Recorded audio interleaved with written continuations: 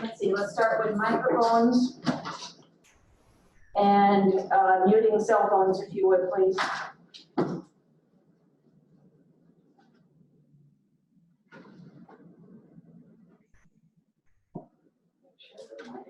All right, time being 6 o'clock, I will call the meeting to order. Please rise for the Pledge of Allegiance. I pledge allegiance to the flag of the United States of America and to the republic for which it stands, one nation under God, indivisible, with liberty and justice for all.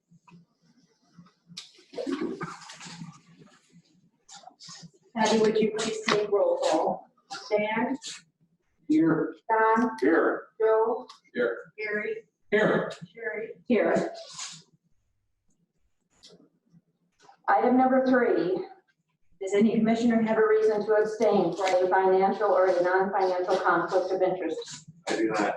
No. No. I do not either. Item number 4 is approval of the agenda. We do have one to delete, and that is item 11, the Deerfield truck and equipment plat. That will be placed on our next meeting agenda. Are there any other changes to the agenda? I just have a question. Is the budget discussion warranted outside of the budget hearing on the asset? Or is it something that can be part of the budget? You can get crap every time I have something on the agenda, don't you? Gary, enough of the comments, please. I'm just asking if it's something. I'll make sure it's not very long, budget. so you can get stuff done in a hurry. Yes, I wouldn't see a problem letting people talk to us about the budget. Time of year. I don't see the issue with that.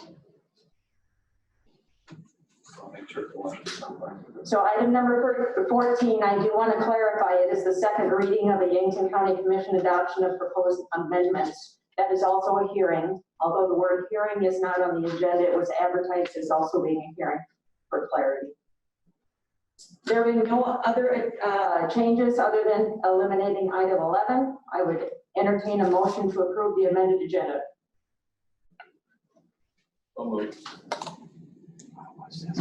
Second. I have a motion and a second to approve the amended agenda. Further discussion? All in favor say aye. Aye. Aye. All opposed, nay. Motion carries. Amended agenda is approved. Public comments. Now is the time. If you would like to make a public comment, to please come forward. I'm on.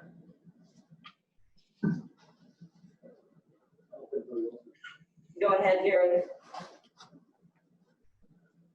I can go first. Gary's no. That's it. I didn't bring this blanket because I'm cold. Mike, would you mind grabbing that?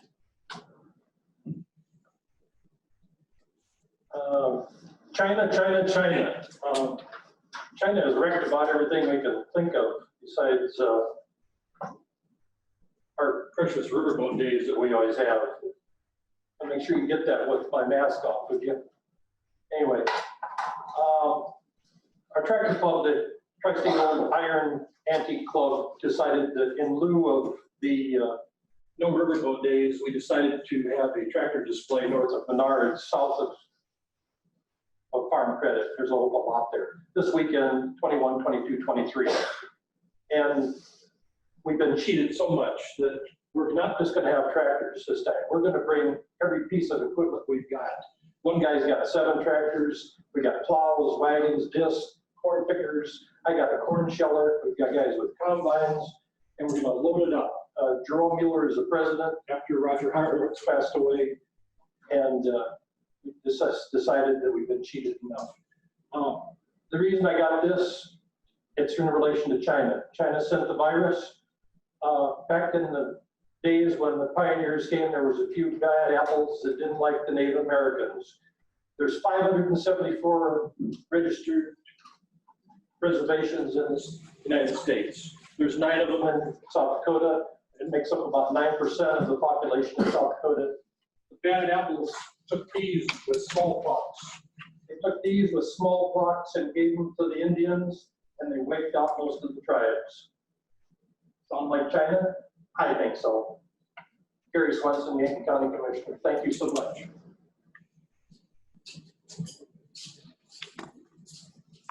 Anyone else care to make a public comment at this time? Public comment is closed. We are now at item number 5, approval of minutes from August 4th, 2020. Are there any comments or corrections about the August 4th minutes? Entertain a motion to approve the minutes. Move approval. Second. I have a motion and a second to approve the August 4th minutes as presented. Further discussion? All in favor say aye. Aye. Aye. All opposed, nay. Motion carries. The minutes are approved.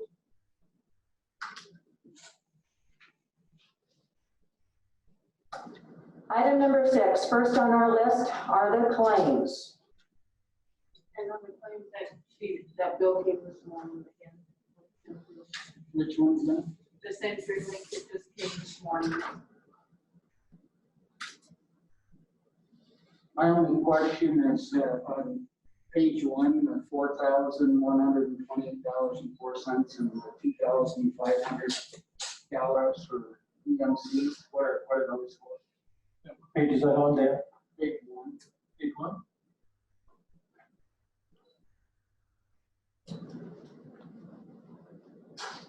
Those are for,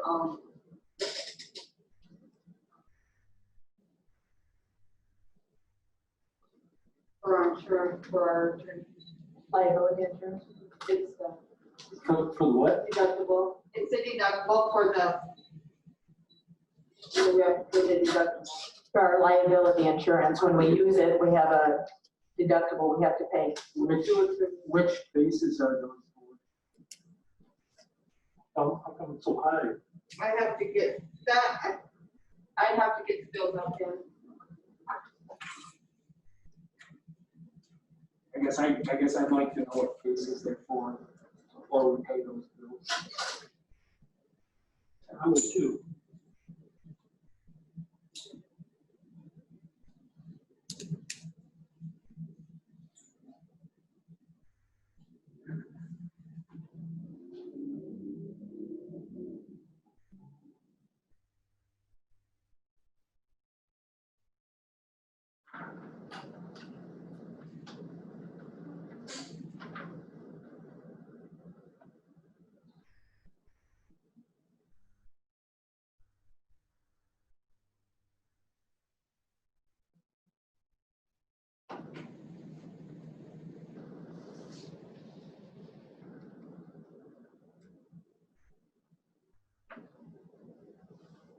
Are there any other questions for the claims while we're sitting here?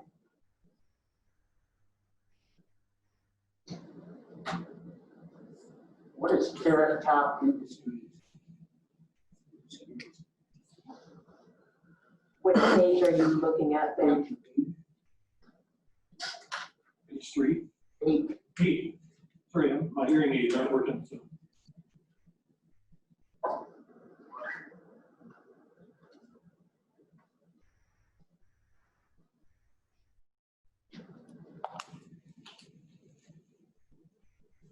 I just haven't seen that one on here before.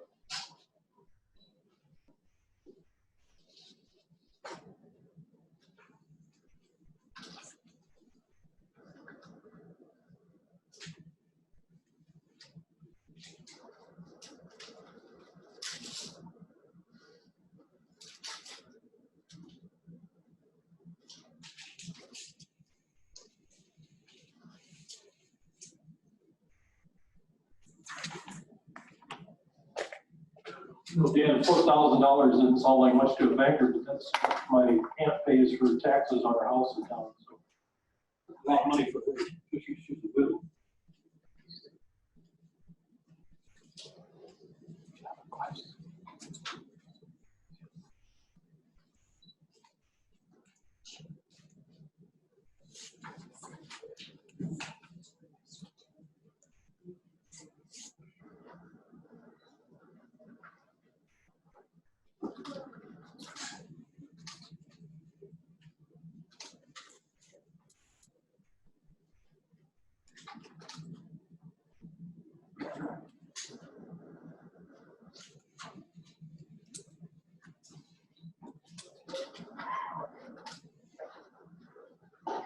So for the $4,128.04 claim that goes against 66CIV 19-0334 concerning JHGAS Farms. So that is a lot, the deductible is $10,000 and we have not met the deductible, so we owe $4,000.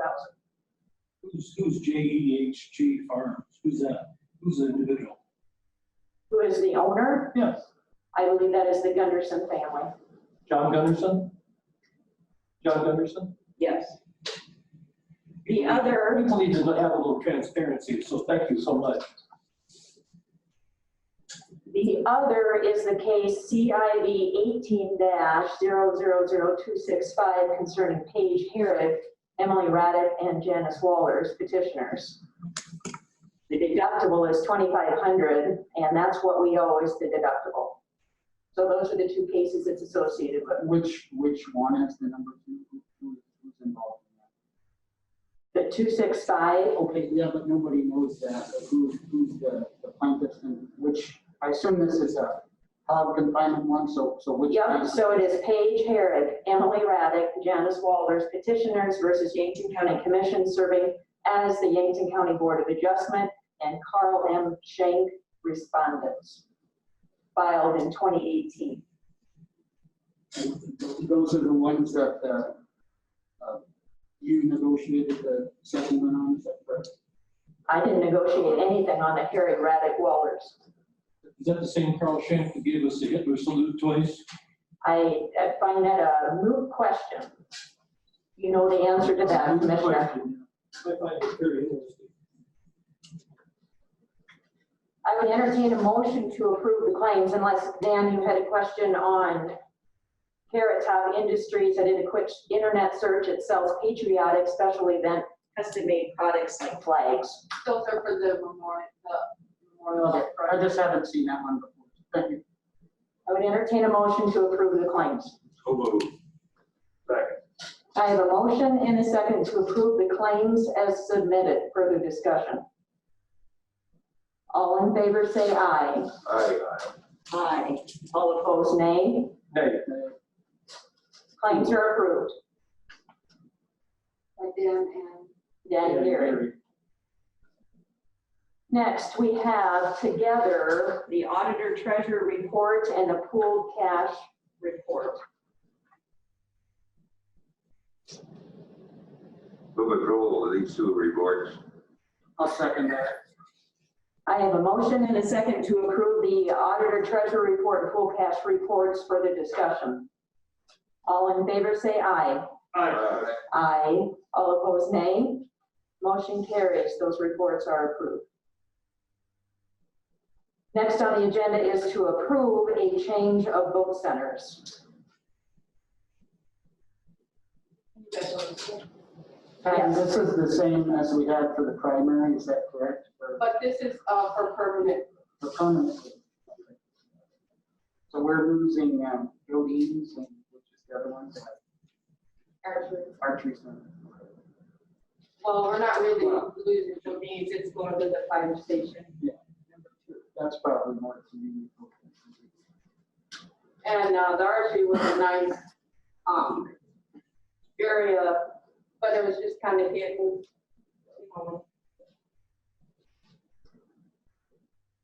Move approval of the changes.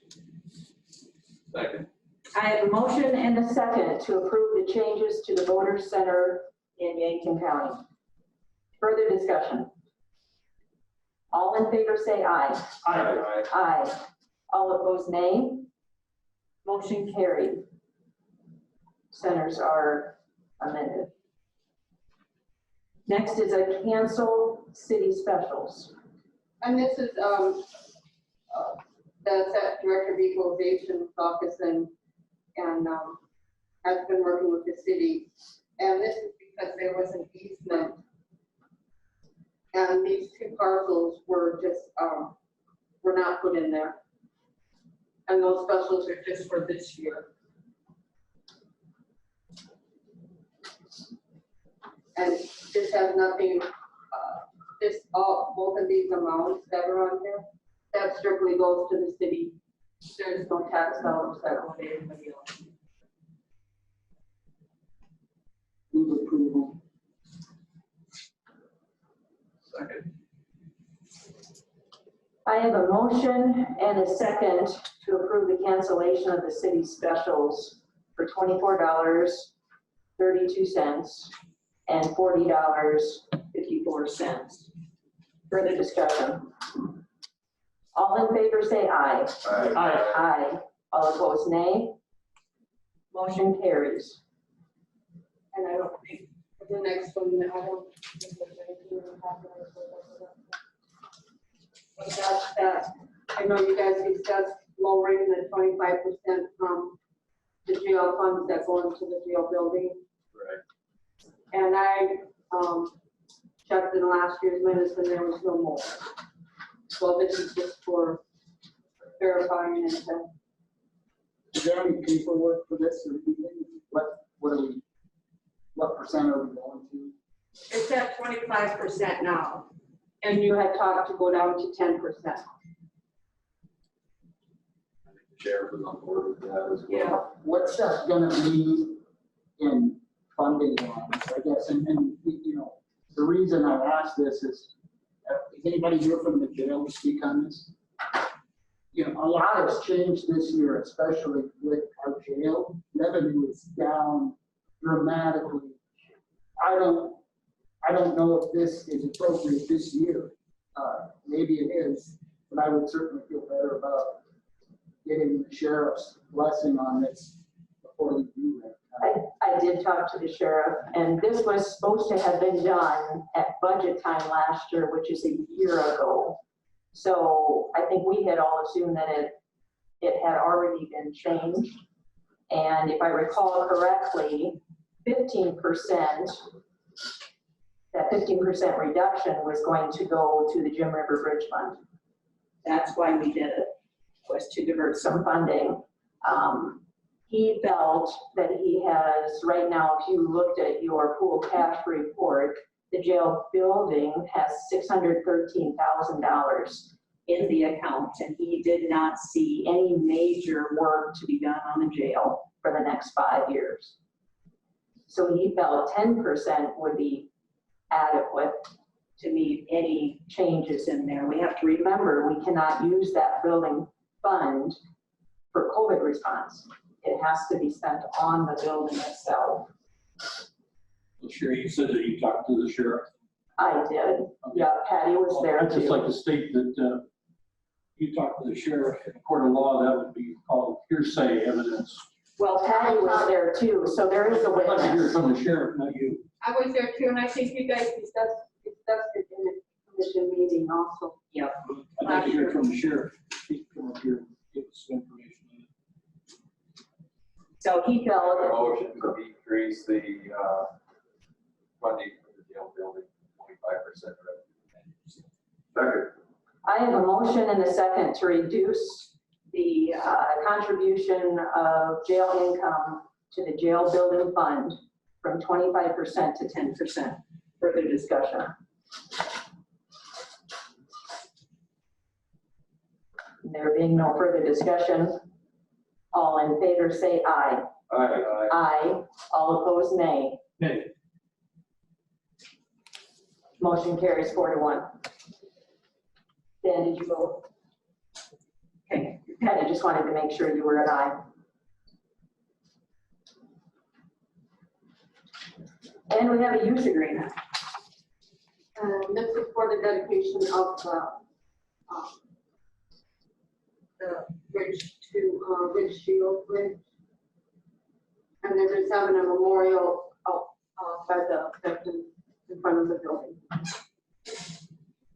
There's just a couple notes on here that didn't copy through. You have those things, like line 6, there's a note, line 8, there's a note. There's nothing on this copy that I'm gonna sign. I don't, like that. Yeah. That's not much better in a hard copy. Let me go see if I have it. I have the original.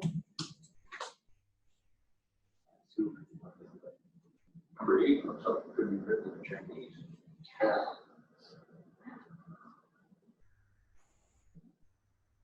You know, I guess while we have a moment, Sergeant First Class Richard Shield was, I'd be proud to call him a friend. When I enlisted in the South Dakota National Guard at 17, he was my first mentor when he was a staff sergeant. We went through a lot together, and I was on active duty. I was either serving in Korea or with the Ranger Battalion, I can't remember which. And I remember hearing about his death and what it meant to our community and the people who knew him. And don't forget that, you know, others died. Mr. Coppers died, and Sergeant Corey Reese was significantly wounded, and he still, and his family still suffer to this day. And it's important we realize why these bridges are dedicated like that, because freedom is not free. And Sergeant First Class Richard Shield paid the ultimate price for us. And this is a just service to him and his name. And take a moment and think about him and his family when you guys go across that bridge. I know I'm going to. Thanks, Dan. I guess it's kind of ironic because today I ran into his daughter at the coffee shop and she saw my veteran cap, and so I talked to her for a while and invited her to the tractor display. She's all grown up now. She had to grow up without a dad. That's right, she has to grow up without a dad. Thanks. People complaining about pay raise and stuff. I think you need to think about these people who don't have parents, sacrifice them. Thanks, Dan, for your meaningful.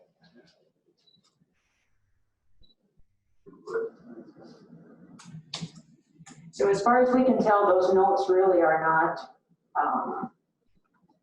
interpretable. So we'll assume they are meaningless. Okay. I'd make a motion to approve the use of written agreement. For this. Second. I have a motion and a second to approve the use agreement for the event Rich Shield Bridge dedication program. Further discussion. All in favor say aye. Aye. All opposed, nay. Motion carries. And just so everybody's aware and the public knows, it's going to be on September 12th at 10 a.m. And so if you can get time to do that, we'll do it.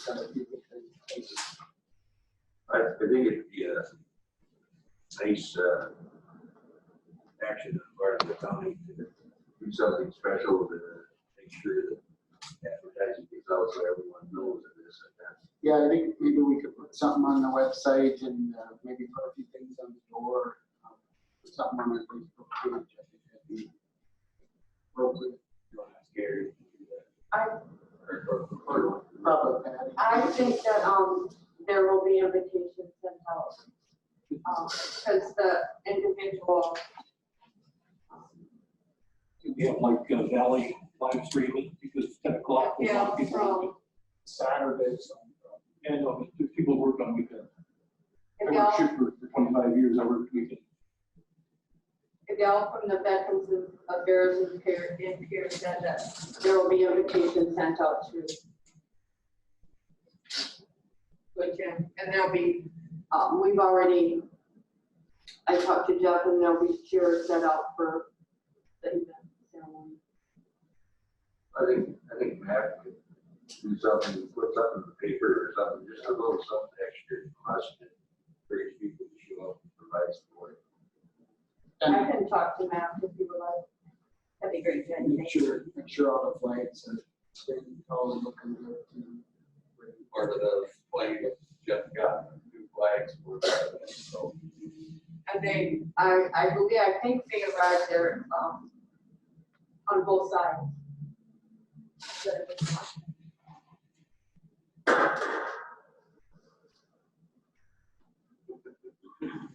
All right, we are done with item number 6. We are moving on to item number 7, entrance application. Mr. Sanchez.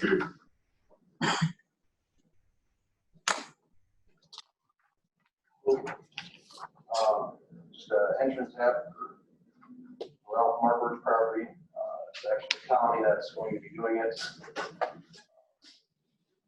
448 would be about half a mile long, roughly 3/4 of a mile east on 294. South side of the road, there is an existing field approach. It is towards the east end of the field.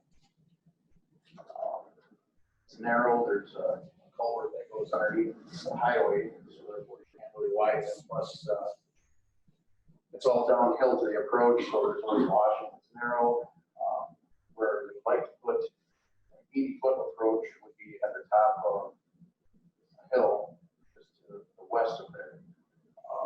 I feel that would be a much big improvement, much safer for them and the public, being able to turn out on the meeting road like that on top of the hill. No culvert would be needed. It's questions. How much is this gonna cost the county? No, Nothing. But you'll be in there too, I have to do the final approval. so it will cost something. Now we actually charge for this. $150.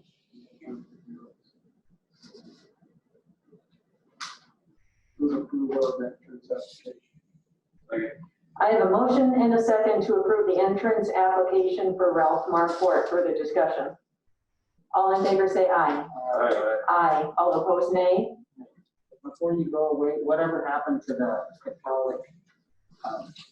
He has not got back to me. I don't feel that I need to hunt it down for it. If he wants it, he can come back to you.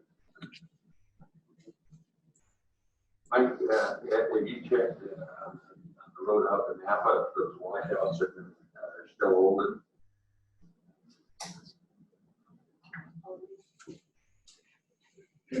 I have not made it back out there. I know the guys were out there, they filled them. I don't think we've had much of a rain since then, so they should be holding in. Thank you. So the entrance application motion passed 4-1. Did you want to give any updates on any projects? Well, last couple of weeks, I guess, we did a leveling mat on Old Highway 50. For what the road was, I feel it turned out pretty good. Used a 3/8 mix. Normally we would use a 1/2 inch mix. This is a 3/8 mix, fill all the cracks and voids. So you're pretty familiar with a lot of potholes on that stretch. I guess it's not 100%, but for what the road was and for the amount of asphalt we put on there, I think it turned out exceptionally well. We covered up the worst of it. I wish we could have went all the way to 451, but watching the dollars, just make it happen. We have too many other projects. We had the south of Allen Bridge. We paved that last Thursday. Yesterday we paved the culverts west or east of Valley View. Tomorrow we are going to pave the new bridge on 301 just west of 448. There we'll go to the culverts on Viber Road and then we'll go to Scott. The Highway 50 thing was kind of a test that you wanted to perform. We wanted to perform. Check it, do it, viability of that process. And do one more road. Right. So the other thing on that, using that 3/8 mix, I don't know if you guys have stopped out there and actually looked at it, but using that finer mix, it's super slick. There's no like using a 1/2 inch mix, you'll have rubber coarse finish. Plus, since we went so thin, for both of them reasons, we were their chip seal. That will be chip seal also this year. Which I think that will definitely buy us some time. You look at some of our thin skin patches that we've done in the past on a lot of these roads with the paver, and they're holding up. I don't understand why this would not. Like I said, hopefully we can buy some good time with this until we come up with some money to maybe do some major improvements. So it's a 3/8 chip seal plus 3/8. 3/8 hot mix with 3/8 chips. What's the cost of it? Approximately, depending on the mile, like I said, depending on how bad the mile is, roughly 50,000 for the asphalt. Then a chip seal without a fog seal on top, you're looking at 18,000. To do it right, what do you want to call it, right, or whatever you want to call it. You can go through and do a leveling mat, inch and a half leveling mat, and then throw another inch and a half on top of that. You're looking at 150 to 200,000 a mile. So we're going this route.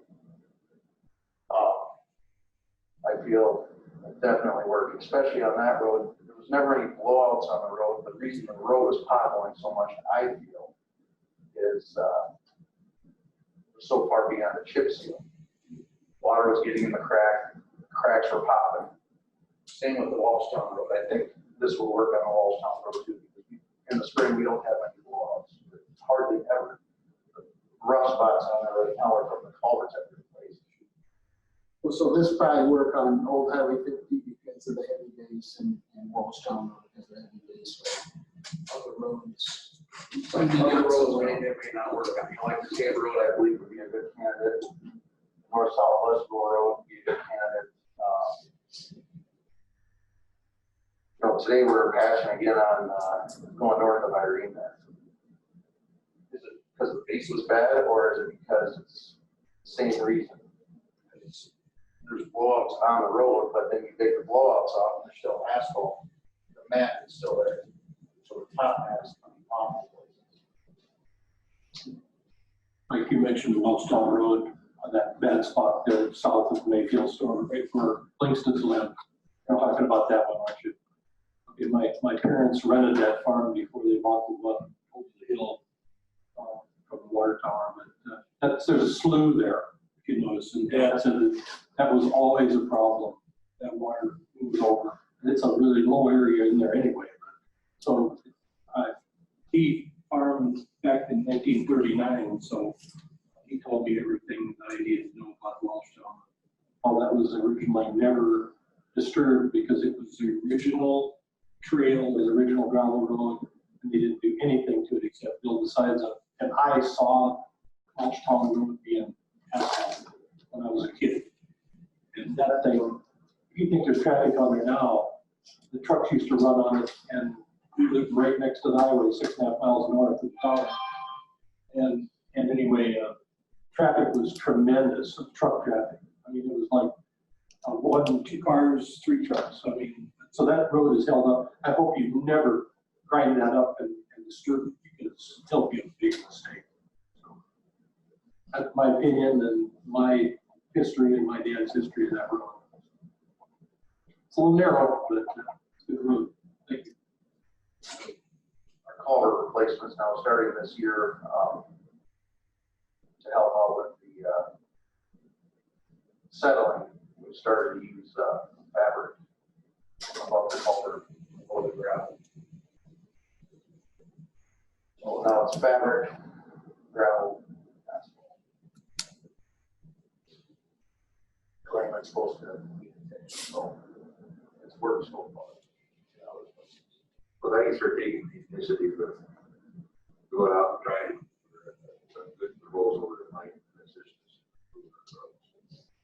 Cost effective as well. I honestly feel that this will work on a lot of roads.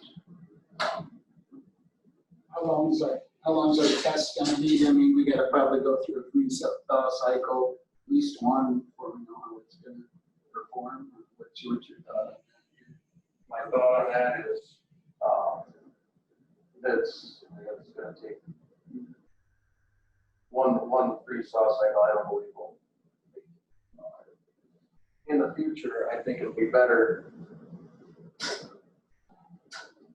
I think it'll be better if we chip seal it and then a few years later do it. Because now chip seal, you just fill all the small cracks. You know, so you're eliminating some of the cracks. Chip seal it, you put a grease down and chip seal. Well, chip seal it. Chip seal it and then 3-4 years down the road before it's due for chip seal. But that's gonna take years to get there. We have a long road in front of us. Baby steps. Any other questions for Mr. Slachik before he leaves us? We have a few comments on the road. Yeah, I got a call. The lady was really happy the bridge got paved over there, so. That turned out excellent. I was amazed at how good that turned out. Gotta give it to the guys. Running, you know, when we're paving like that, they run through their morning break, afternoon break, lunch break, they're running through all the breaks. That machine, that pave's on the ground going, we gotta go. So, the guys, gotta give it hands down, the guys, they do a heck of a job. Thank you. Relay to the guys our appreciation. Well, I appreciate it too, because I do a lot of traveling once a week, usually through the county, and I always see you guys working there. I don't see you sitting around playing cards or nothing, so you're doing a good job. There's plenty of work to do out there. See, money is the problem. My surprise is I take different vehicles, so. Thanks, Mike. Have a good night. Mike. Oh, yeah. So next on the agenda is item number 8, 2021 Local Emergency Management Performance Grant Agreement. Good evening. You'll have in your packet, 2021, we call it the SLA contract, the state local agreement contract, between our office and the state. This last few years, they renamed it to the LAMPG, basically the Local Emergency Management Performance Grant. What it basically does is it pays for half of our salaries at the office, travel expenses, you know, if we had to stay somewhere for training, stuff like that. It's been very good for us in the last few years. I mean, the years that I've been here. I don't know if there's any questions in the packet, but don't really have numbers in it, but it kind of talks about the different things it pays for, the hours that we're required to work to meet the contract, which we have doing. The holidays that are based on the federal program. I mean, even though we have our own, but anyway, it's been a very good contract, very good deal. There's some things that we need to record and submit to the state. So we're reading it, coming talking to you guys about different things like that is one thing, and just meeting with other government. There's been a lot of stuff. So anyway, I ask that you are approved the 2021 LMPG grant performance again. With the state. Questions? We certainly got our money out of you the last couple of years, Paul. To participate in the LAMPG grant program. I'll second that. I have a motion and a second to approve the grant agreement presented to us, essentially for a 50% match in our emergency management department. Further discussion. All in favor say aye. Aye. Aye. All opposed nay. Motion carries 5-0. Okay, well, just a quick note, if I may, I gave you 2 pieces of, 2 documents, if you will. One is the joint powers agreement.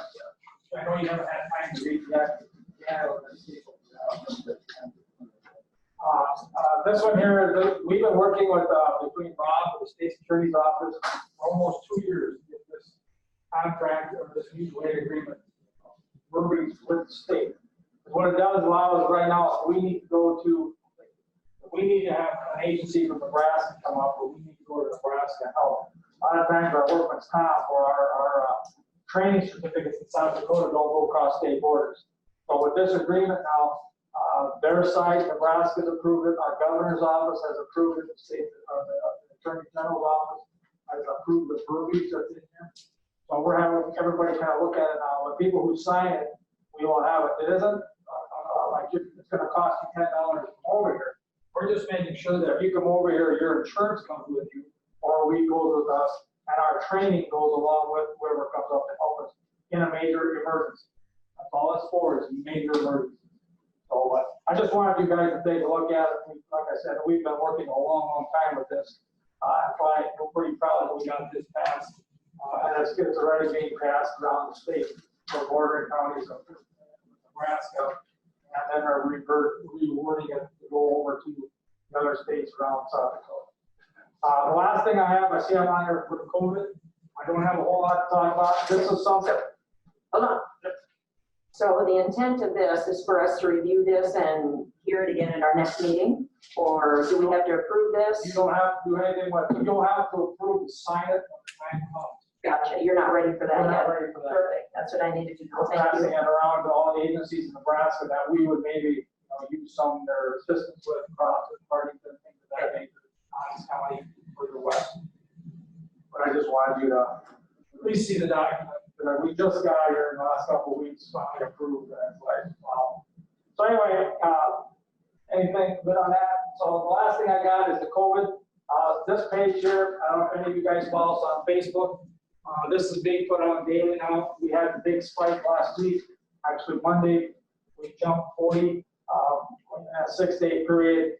In the last couple of days, it kind of slowed down. We had 4 yesterday, and 1 today, increase in spread. So what we're trying to do is we're just making everybody aware of what the state's numbers are, what our numbers are. The last couple of days that we've had this on Facebook and on Twitter, we've had over 1,000 books and likes. People have seen it, so we're going to be pushing this information out a little bit more with numbers. We did have a spike, like I had said. We have no definite or any idea where it actually happened or what it was. We're monitoring it. Our task force had our conference call on Monday. It was kind of the decision, we're going to do it again on Friday. Normally we just do it Monday to Monday because things kind of slow down a little bit, even though COVID is still here. But we're going to see, is there any changes? And now with school starting next week, we're going to have some input from the schools if there's anything that we can do to assist them in the event, maybe more public information, more assistance in that capabilities, with everybody on board. So we're monitoring it very closely. We're pushing out more information, probably more we did, kind of like what we did at the beginning of this back in March, moving it up, pushing that kind of information out again, just because of that big spike. We're hoping that was just kind of a one-time deal, and we're going to go the other way, and we're going to be, back down to 1 and none and stuff like that. So we're monitoring it really closely, and I know like Dan and Jerry are both on our call. We have our task force meeting. Anybody got any questions about that? It's not a whole lot. It's here. We're hoping to come up with a vaccine soon. But again, we appreciate everybody's patience. We want to make sure people, the masking, the hand sanitizer, washing your hands frequently, social distancing if possible. I know we struggle with that daily, but it's something that we need to do because we proved by flattening the curve that we didn't have as many as they thought we were going to have at the very beginning by doing this. We're not encouraging doing anything more than what's going on right now, like closing things down so much. Absolutely not. But we're just saying, let's just all work together and learn how to social distance when we can. Yeah, and the last COVID call we were at, the city is looking at possibly getting some proactive steps and a plan in place. Right. And I think it's important that we work with the city on this and try to have similar objectives, and I know you're already working on that. Yep, we'll be working with, or hopefully on Friday, if we have an update, the city will have the city meeting. We're also meeting with all of the smaller towns, different things like that. We're also working with the smaller towns and giving them suggestions of what they can do. What do we do with our COVID money?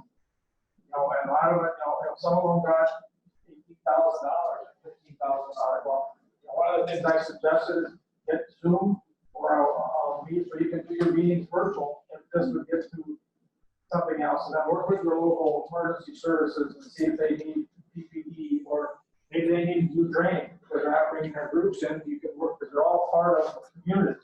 So we've been working with them and giving them ideas and stuff like that. Other than that, that's all I got, unless you got some more questions. I get the Russian vaccine. No. All right, Thanks, thank you very much. Yep. Oh, and also thank you to Paul for assisting with our audio system here. We were having a hard time getting the last cord that we needed, and he found one. And he's also overseeing the meeting tonight from Zoom. So thank you, Paul, for spending extra time with your county commissioner. And Aaron. I even went out and made sure it was working, so. All right, sir. Item number 9, David Klein plat.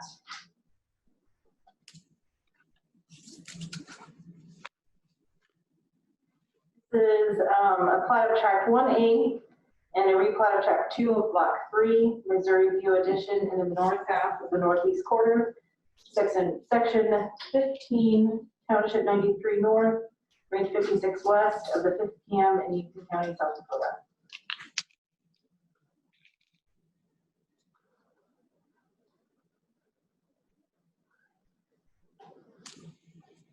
Are there any questions on the plat? I would entertain a motion. Move approval. Second. I have a motion and a second to approve the David Klein plat. Further discussion. All in favor say aye. Aye. Aye. All opposed, nay. Motion carries 5-0. Next on the agenda is a plat for Todd Huber. This is plat lot 15 of Sunday Ridge, located in the west half of section 12, T93 north, range 57 west of the 5th PM, Yankton County, South Dakota.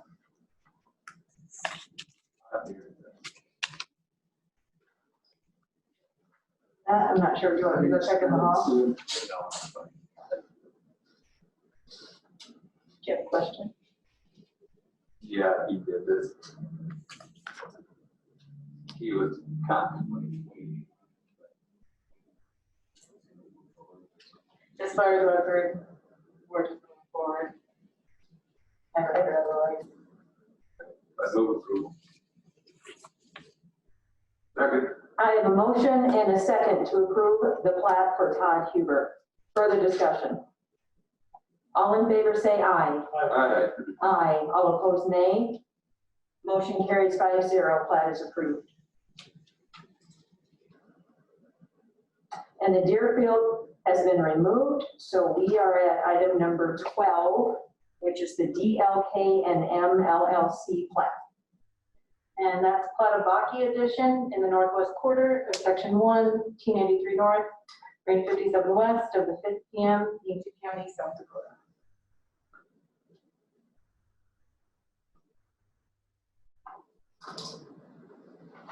Are there any questions? Move approval. Second. I have a motion and a second to approve the DLK and M LLC plat. Further discussion. All in favor say aye. Aye. Aye. All opposed, nay. Motion carries 5-0.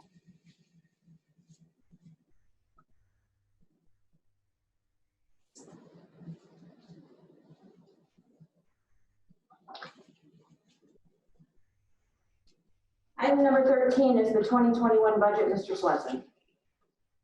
Thank you. Go on and on here about the budget, but there's some things in there that concern me, senior citizens, like always, the library, the airport, the museum. Some of the other nonprofits like YPG are not a junction. they seem to get a lot of money, but it always seems like we're scraping on the senior citizens and we're squeezing them and giving them a little less, or trying to not give the women's shelter only $1,000 when domestic violence is up with the COVID-19 throughout the whole nation. The world's on fire. Last year, 2 floods. This year, the COVID-19, who knows what's coming next. I hope not anything. I grew up not wealthy. Apparently, some of you people grew up with a silver spoon in your mouth because you had to do a lot of suffering. But you need to keep some money back for a rainy day, my dad always said. He farmed all his life, and farming in dry land isn't always great. Dad always said that farming should be a nonprofit organization because sometimes it was nonprofit, and a lot of times he went in debt. That's why he worked off the farm, and my mom worked off the farm too, just like a lot of farmers do today. So when they talk about giving the county employees a 2.5% raise, I'm against it. They got one last year, they got a raise. I think they got one the year before. I wanted to put a freeze for 2 years on the wages till we get a handle on these things. But that was not favored by the rest of the commissioners. I'm sure those 100 employees just hate my guts and their husbands or wives, but I really don't care. I'm looking out for the majority of the people here, the people that are paying the taxes. We had one individual that worked last time here at the last meeting. She said she made $59,000 a year and it was tough. Well, gee whiz. Average wage in Yankton is about $42,000 a year. And that includes all the doctors and nurses, the janitors, the maintenance workers, the people who clear your trash. And you know what? Making $159,000, maybe you should look for a different job out of town. You got a pretty nice area here. I've been all over. I've been in almost every state, and I've been in Canada and a whole lot of other places I don't want to talk about. But you know what? This 350-mile radius here is probably the best. I know for me, it's the best place in the world right now. It's the safest place in the world. Riders in Sioux Falls and Omaha. This is the safest place in the world. We need to pull back some money on these budgets until, like I said, we get a handle on things. And giving out this money for raises and squeezing the senior citizens, I don't use it very often, and nobody's hardly using it, but you can't spend your way to prosperity, you people. Thanks. Anyone else care to make a comment during this agenda item? All right. We are at item 14, but we are 5 minutes ahead of 7 o'clock, so we must wait for that. And looking ahead, I do not feel we can do any of the remaining in 5 minutes. So those are much more involved discussions than 5 minutes. So we can. Make a motion for a 5-minute break. That would be fine. I have a motion and second for a 5-minute break. Please be punctual. Further discussion. All in favor say aye. Aye. Aye. All opposed nay. Motion carries. We are now on a 5-minute break.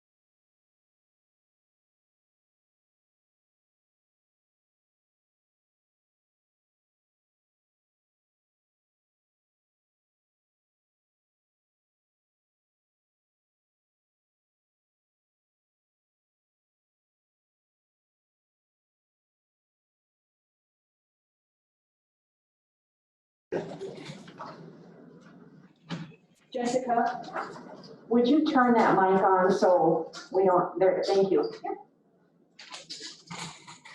All right, so I would entertain a motion to go back into session. I have a motion and a second to go back into session. Further discussion. All in favor, say aye. Aye. Aye. Aye. All opposed, nay. Motion carries 5-0. We are now back in session. Time being 7 o'clock. Jessica, did you want to get up and do what Gary normally does, read that, or would you like me to do it? It's Gary on Zoom. He's just logged in on a, It's off the agenda.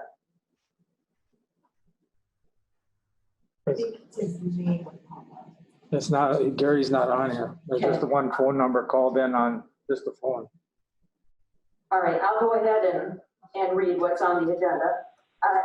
Time being 7 o'clock, it is now the second reading and public hearing for the Yankton County Commission adoption of proposed amendments to Ordinance 2020 definitions and Article 5 Agricultural District Ordinance 20-24.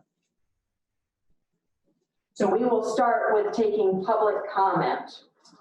And we will allow everyone to have 3 minutes to come up to the microphone and present what you would like to say. Again, I will reiterate, please keep your comments appropriate, respectful, because we all want to hear what you want to say. With that being said, who would like to go first? Sir, come forward. And please state your name clearly for Patty so she can have it in the record. Bill Conley. Thank you. Perfect, Joe, thank you. I think you know what I speak. I just want to thank everybody that worked on these. It appears you put a lot of time and thought into them. I took everybody's interest into account. I think it's a good start. It will result in what we should be struggling with. I think it's fair for everybody. It's everybody's concerns, everybody's interest into account. I hope that the county passes these so we can move forward and make the county better. Everybody's well. Thank you. Who would like to come on up?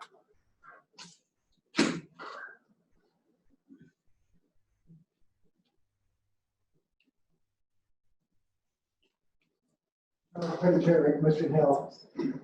Mr. Coughlin just said some of the things I was going to say. It's a good start. And most importantly, we need to thank the County Planning and Zoning Board. They've worked extremely hard for the last year and a half, putting in hundreds of hours to come up with these amendments. There was a lot of give and take.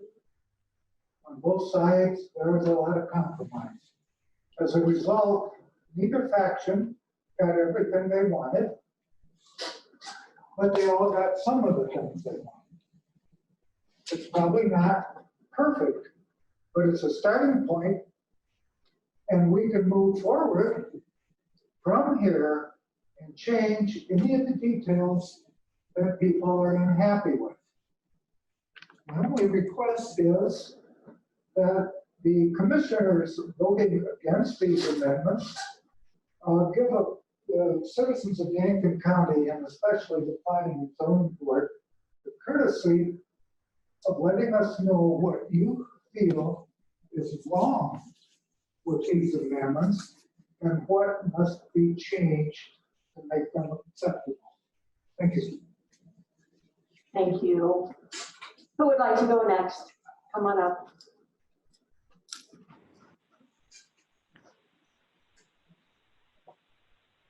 Good evening. My name is Patty Davies. I've been absent from this chamber for about a year now due to several different reasons, neither here nor there. 2 years ago, minus 77 days, 3 of you had thousands of people in this county credit you on your word. to make these situations right. You now have a marvelous group of people working on your zoning committee, making very good amendments. Myself included, having worked on your campaigns, vote what you said you would when it comes time for these amendments. Thank you. Thank you.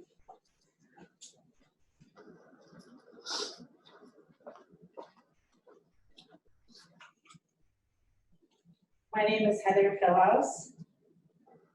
I'd first like to say that I'm appalled at the abuse this commission has suffered. To the ones that oppose the decisions made here, I didn't see your name on the ballot.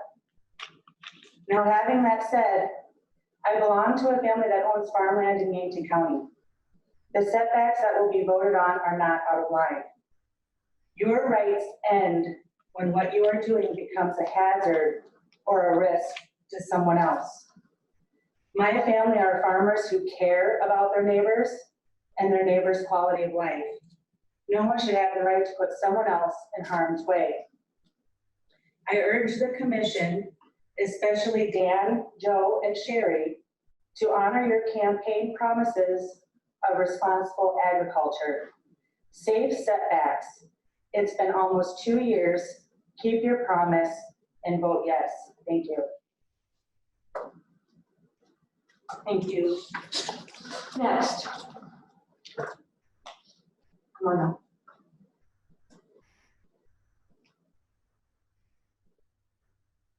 My name is Chris Sparkle. I'd like to urge the commission to vote against the proposed changes, send it back to the planning commission. 3 minutes isn't enough to go over what's all wrong with this proposed amendments. And in a nutshell, it basically ends animal agriculture in Yankton County. It ends opportunity for people like me to expand and grow an operation in this county.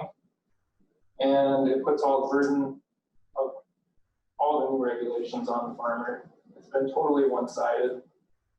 I don't think that virtually any producers were consulted on any of these new amendments. And I think that it really needs to go back to have input from everybody and not be so one-sided.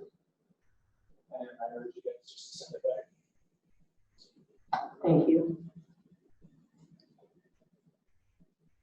Anyone else would like to speak?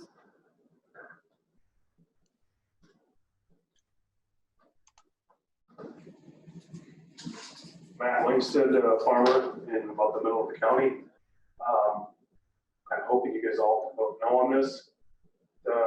I have a next generation coming up, and what you're gonna vote yes, if you do vote yes and this thing passes, my kids don't have a future farming. You guys are trying to stranglehold us so tight that it is the end of animal agriculture, and really even agriculture in a great scheme, because this is gonna go just beyond livestock that you guys need to understand.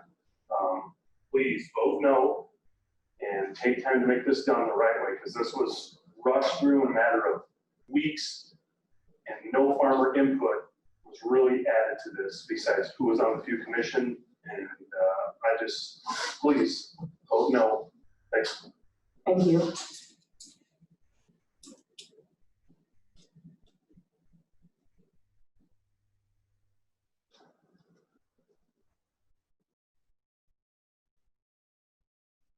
Good evening, my name is Mike Sherman. I've got a business here in town that I've been at for 40 years. It's agriculture related. And this topic that you're voting on, I had a conversation with the governor's office last Thursday about South Dakota and the potential for ag in South Dakota. And we're working on projects in the southeast corner of the state to try to generate more processing in this corner of the state for dairy as well as beef. There are generations of farmers here that have been here for over 100 years. And we have people that are have moved into the county that have been here a lot shorter period of time. And they're going to regulate what these individuals that homesteaded and generation after generation have been living on these farms. And just like the previous individual said, we got to think about the next generation. If this COVID thing hasn't taught us anything, and our South Dakota governor doing what she did, we're going to have an influx of people from other states coming into this county. There are, and I heard that from the governor's office, there's 45 businesses right now trying to get out of Minneapolis, come to South Dakota.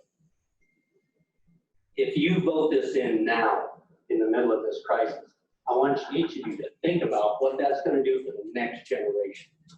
I'm not saying it's right or wrong, but it is, I do feel it's wrong to limit these livestock because you're going to limit that next generation. I've got 15 employees. We work with hundreds of producers in the area. My largest county is right across the river, Cedar County, because they've allowed livestock to expand. They've understood that you're going to smell some manure. That's what rural America is. But I'm sorry for those that have bought acreages. I live west of town. I smell livestock, but I grew up south of town on a farm. Thank you all for considering it. Thank you for this open. Can I ask him a question? Quickly. How much water does a human being drink every day? I drink about 1.5 gallons. How much water does a modern dairy cow consume on a hot day? 45 to 50 gallons. How much? 45 to 50 gallons. Yeah, 45 to 50 gallons. Absolutely. Yeah. And where does that water come from? Our aquifer. Absolutely. Yeah. Yep. Thank you, Gary. Thank you, sir. Thank you. Come on up, ma'am.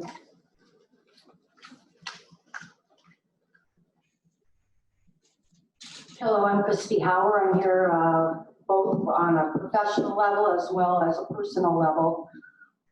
As you all know, I run the center, which primarily houses a lot of seniors.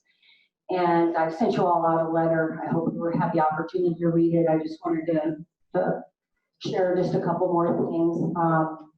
You know, we got to think about our seniors, their health. They are in the middle of a pandemic, and they have a target on their back. If they live close to some of these CAFOs, they have a target on their back. Anyone with any health risks, health issues. I'm hoping that you will consider moving the setbacks back, moving it back and making it a larger setback. I think that's in the best interest of our seniors and certainly the people that the last gentleman, what do I need to do different? The last gentleman mentioned acreages. Just back up, just as my last, is that better? The last gentleman mentioned acreages and how he feels bad or whatever for people that have acreages. Well, you know, I have lived in Mission Hill for the last 22 years on an acreage.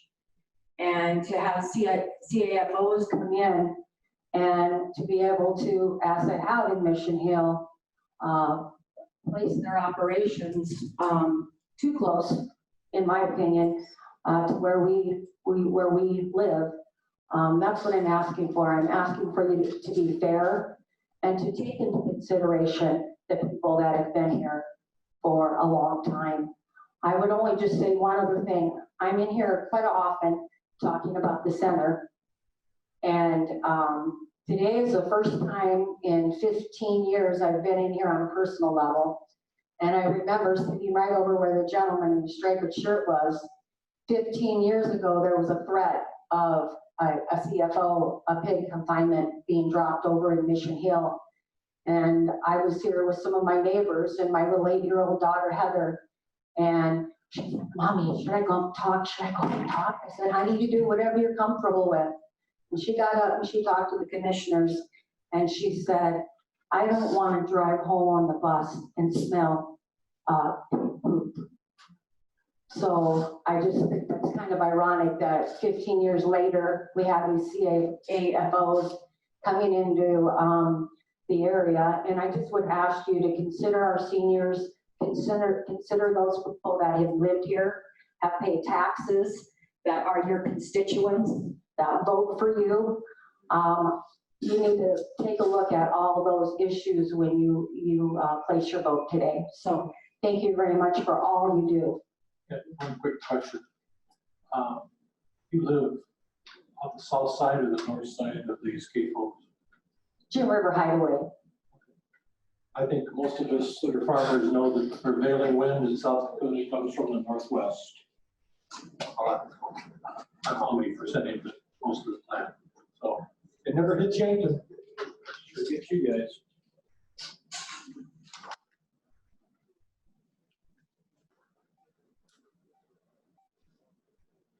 Load. I'm in favor of what we're looking at today, just because of the fact that I have one 1/3 of a mile from me. I have one that was supposed to be 75 feet that still hasn't been built. I don't want that. I already smelled 1/3 of a mile already. I'm gonna be here back asking for changes in my taxes because there's no way I can continue to live it. I've already got allergies or an increase this year than I ever have. So I'm in favor of the 1/2 mile. I'm also understand their predicaments, but you have to find the right place to put them. You know, it's great if they want to put them in their own backyard, but when they don't, they put them around everybody else. It's not fair. Thanks. Thank you. Next.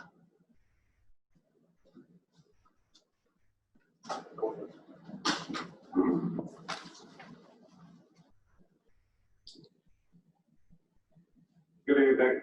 Zane Lambs, Fairfield Township, and one of the planning and zoning members of Yankton County. I want to first say that I misspoke 2 weeks ago when I said winter drag lines would affect operations that are today.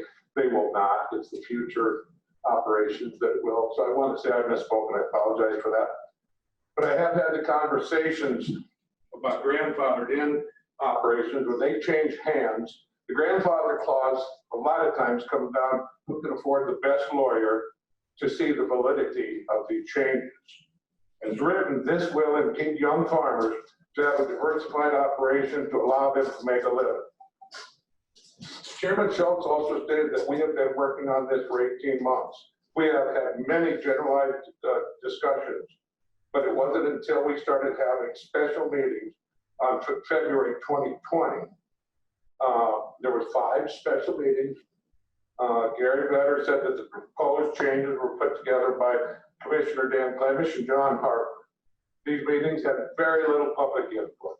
Zoom meeting and Facebook Live were hard to follow. And here's who is saying what. People have difficulty signing into Facebook Live and be a part of this meetings, and high-speed internet is a problem for many.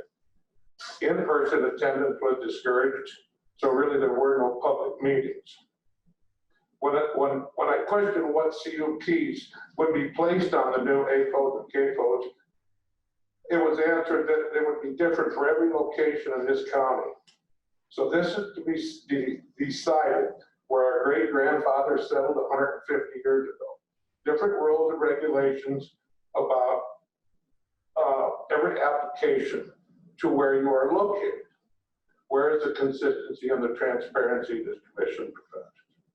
Comprehensive plan states to preserve and protect the ag productivity of rural land by regulating the development of non-farm residential sites. Small site development for residential development is against the stated goal of our own comprehensive plan. 50 years ago, there was an exodus from anyone living in the country that wasn't a farm, as though as some of you on the commission can attest. Now with 4-wheel drive vehicles, rural water, consistent electric service, cell phones, this has changed. Many people want to live and get their little piece of heaven. There is no heaven in ag districts. We are still making a living out here with the dirt and the dust and all the smells. Farmer did not ask for these changes. These are heavy-handed regulatory encroachments into ag districts, written by non-livestock producers who don't know what we actually do on a daily basis.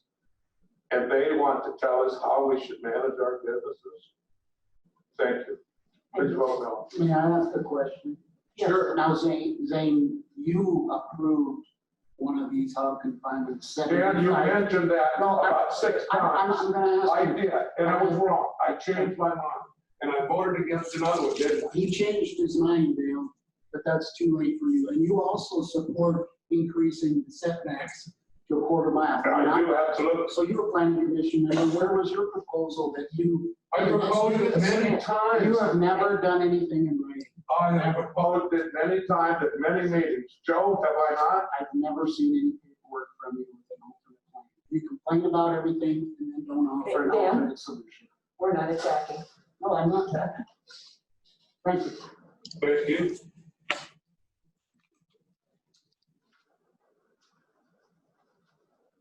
Come on up.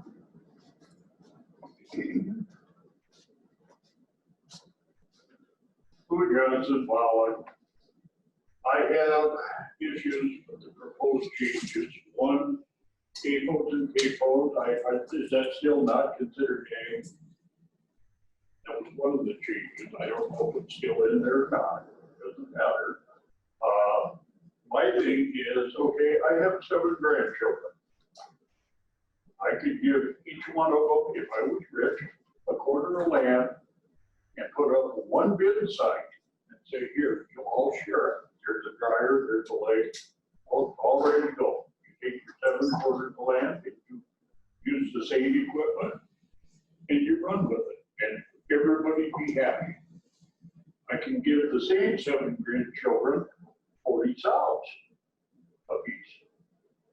It's under 49. No big deal, no permits. I put up one central fairway finishing unit, suddenly it's disaster. Each one of them still only owns 40 sows, but suddenly it becomes impossible. And as far as the quarter mile setback, everybody said, well, if these people would build their barns on their places where they live, I wouldn't have a problem. But mine is 190 feet from my house. My son's is about 300 feet from his house. We both got sued by people that, not the close neighbors, 2.5 to 50 miles away. And that cost us a bunch of money. But enough about that.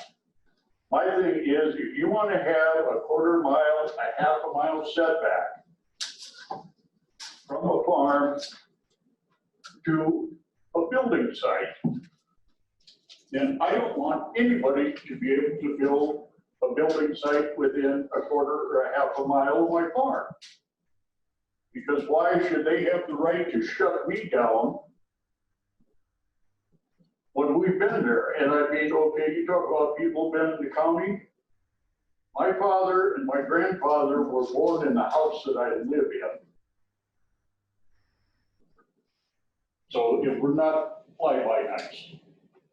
Hey, Louis, I got one quick question. You know, I appreciate that comment that you made about giving the stuff to your grandchildren. You know, a lot of people skip over the kids because the kids are not as good as the grandchildren. But, you know, you had a great opportunity because your 2 uncles gave you 400 acres of land, so that'd be nice. Hey, Gary, that's not pertinent to the conversation. Let's move on. You know what you're talking about. May I ask you a question, please? Mr. Johnson, may I ask you a question? Do Class Fs right now require a CUP as the zoning ordinance is written? I don't know. I don't know what all can change. No, nothing's going to change. As it stands As it stands at right now, this and moment, we went to court over that. and do they require a CUP or do they not? $20,000 later, I found out that we didn't. Yes. But you came in and got Yeah, because I figured if you guys got it like this, so we would figure out some way to hold it for longer. If I remember correctly, the planning commission, you came in, requested a CUP, voluntarily withdrew it, got a permit, built your barn, and then came back in and got a CUP And what we're trying to do with the zoning ordinance is clear up some of that. So, I mean, obviously you were confused and you didn't know if you needed the CUP or not. And so some of the zoning ordinances prevent things like that from happening. The reason for that, Dan, was the fact that I put you $100 to get your conditional use listing. I think they can hear you, you're not talking to the. Rather than spend another 15,000 fighting you guys in court. So you have a CUP. Yeah. Thank you, Louis.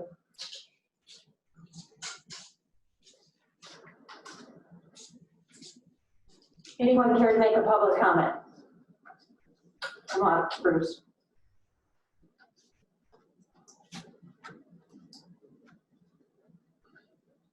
Hello, my name is Bruce Jensen, and you know how I feel about it.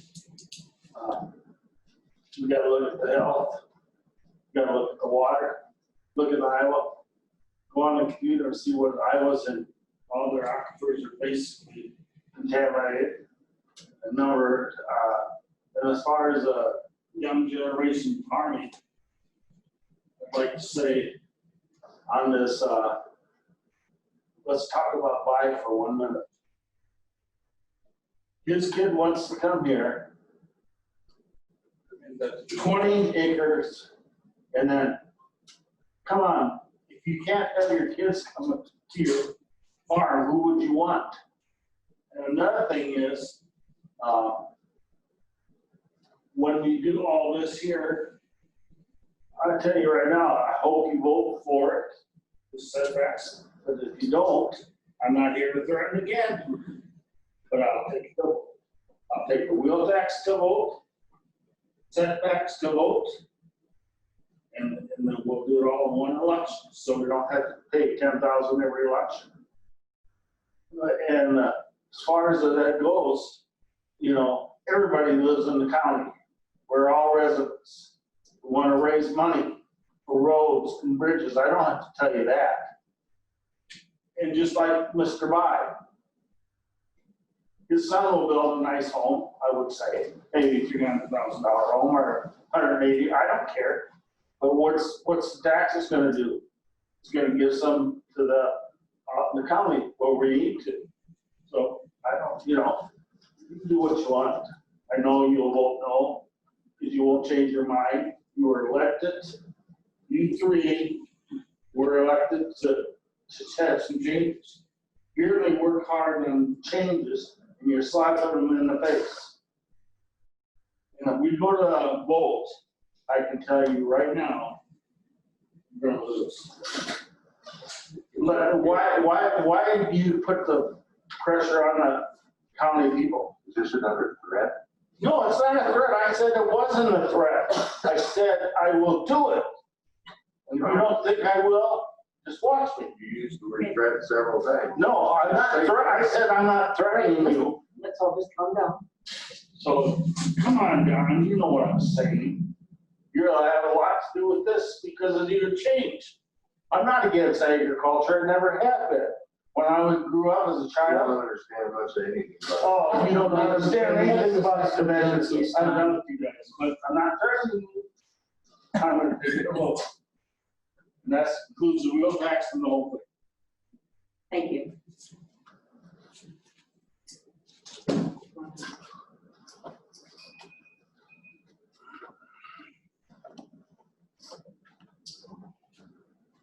Good evening, Commissioners. Thank you for this evening. My name is Todd Woods. I want to just talk a little bit about adding more regulations to any business, whether it's farming or any business. Whenever you add regulations, you're going to add costs. Any regulation is going to have to be implemented, whether it's on the producer side or on the enforcement side. Right now, we're seeing corn prices below $3 a bushel. Adding more regulations on our smallest farmers. This reads at 50 animal units or 200 total animals. So that's a mixture of, as I read it, cattle, chickens, hogs, so maybe we're required to get a condition. Adding more regulations to farmers right now in a very depressed economy for agriculture is not the right thing. This is going to actually hurt the little guy more than it's going to hurt the big guy. So I ask you to vote no on this and send it back to zoning for more reconsideration. One quick question. Todd Woods. Have you ever been a farmer like me and filed a Schedule F form on your federal income tax? Gary, I don't know how you've been as a farmer before. I don't know your history. You don't know what a Schedule F is? Oh, I know what a Schedule F is. I Well, just have don't you know ever what filed your All history is. right, this is not a pertinent question to county Yeah, it is. zoning. No, it's not. I grew up on a farm If you're here. such an expert on farming, then maybe you were a farmer, but you weren't, were you? I grew up on a farm No, here. you never filed a Schedule F, did you? Gary, it's not Yes or pertinent no? to the conversation. Yes or no? Gary? You refused to answer the grounds of man. Well, thank you. Mr. Banker. Gary. Go back home. Thank you, Gary, for being very Gary. respectful in this situation. Thank you. Todd, I got a question for you about the barns you put 75 feet from the property line.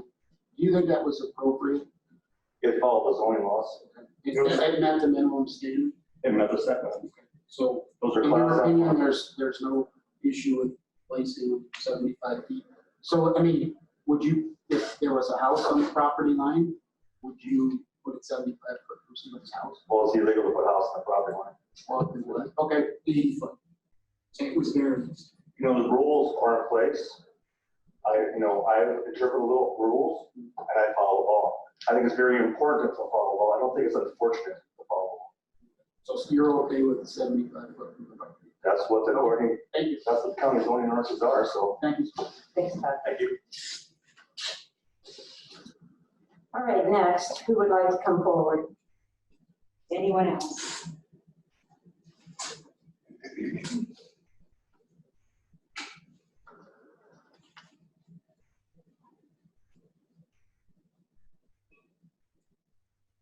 Good evening. I'm Ramon Banks.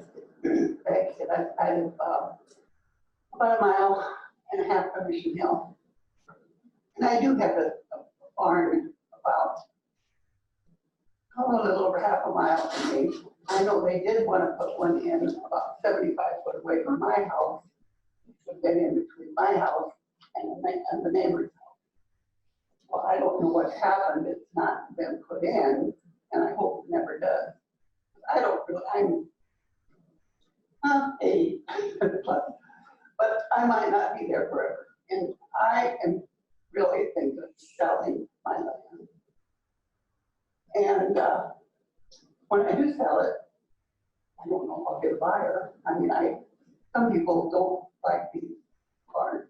I mean, very close anyhow. I know they're happening, and we have no control of that. But we like to have a little control of how far it is from the house where you live and breathe. And anyhow, that's all I have to say. Thank you. Can you speak twice? I'm gonna let everybody speak first and we'll see where we're at on time. Okay. So just hang on a second. Would anyone else like to make a public comment? Come on up.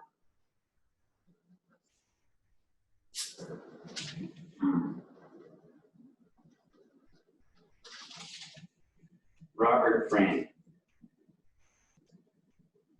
I have been listening to the stuff that goes on zoning for over 20, 25 years. When this started, everybody was getting into it. Then they were gonna change everything. And then all they wanted was 1 acre. And the first one, it was set up so you could put 1 foot wide and 4,000 feet long. You could have done that. That was where we started. And I thought, how absurd that is. So then we got down. So then they were going to go. They actually made it wide and long. Makes good sense. But now everybody in the beginning and the premise for the zoning is to protect agriculture. Protect agriculture in Yankton County. And I have seen very many. There's what, maybe 100, 200 farmers left in Yankton County? Because everything out by the lake, years ago, 50 years ago, I worked out there. I combined, I did work on property out there, now that's overrun with houses and all that stuff. It was beautiful. It was agriculture. It was livestock. There were hogs. There were sheep. It was how the land could produce and work. Not all the rock land is perfect for grain. A lot of it needs a livestock to make use of it. And as far as the worst lagoons and stuff right now are the town of Mission Hill, the town of Ballin, the town of Gayville. I live within 1.5 miles of the one on Ballin, and I will guarantee you, when it goes in the spring, it smells far worse than any agriculture, hog, cattle, horses, way worse. But no, I don't hear anything about that. So maybe we're supposed to be working for agriculture. That is what zoning was for. So keep that in mind, please.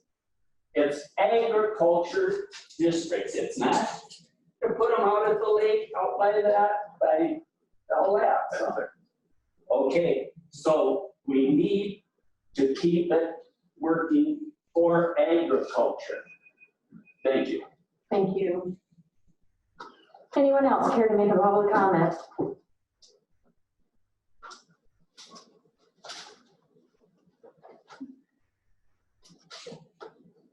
I'm Jeff Bartow from West Town. I just want to say, after reading over your proposed changes, it's too restrictive and puts all the burden on the producers.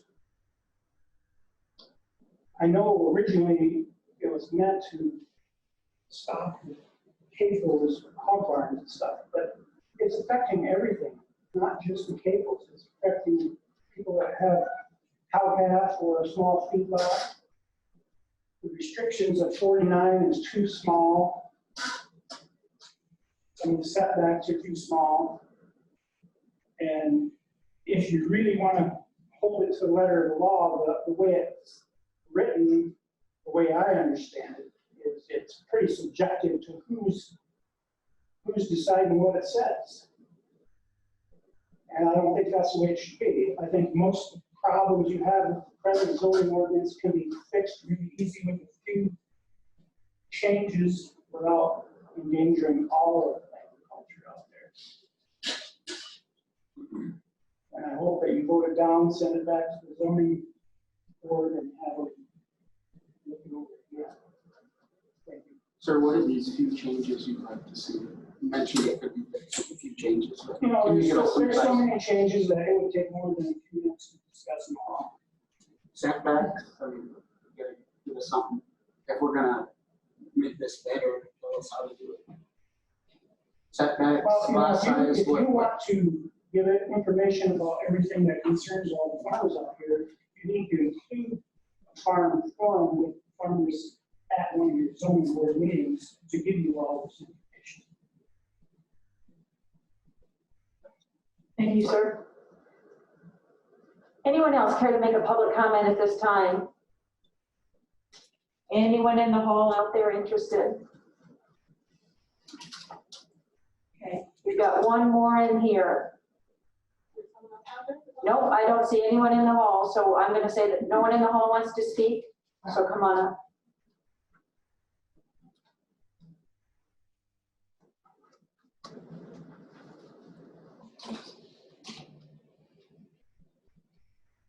Hi, I'm Christy Schultz.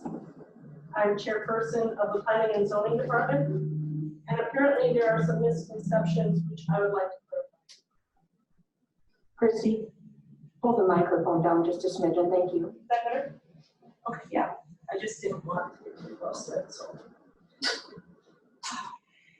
All right, first of all, this is not going to eliminate agriculture. What this will do is regulate agriculture.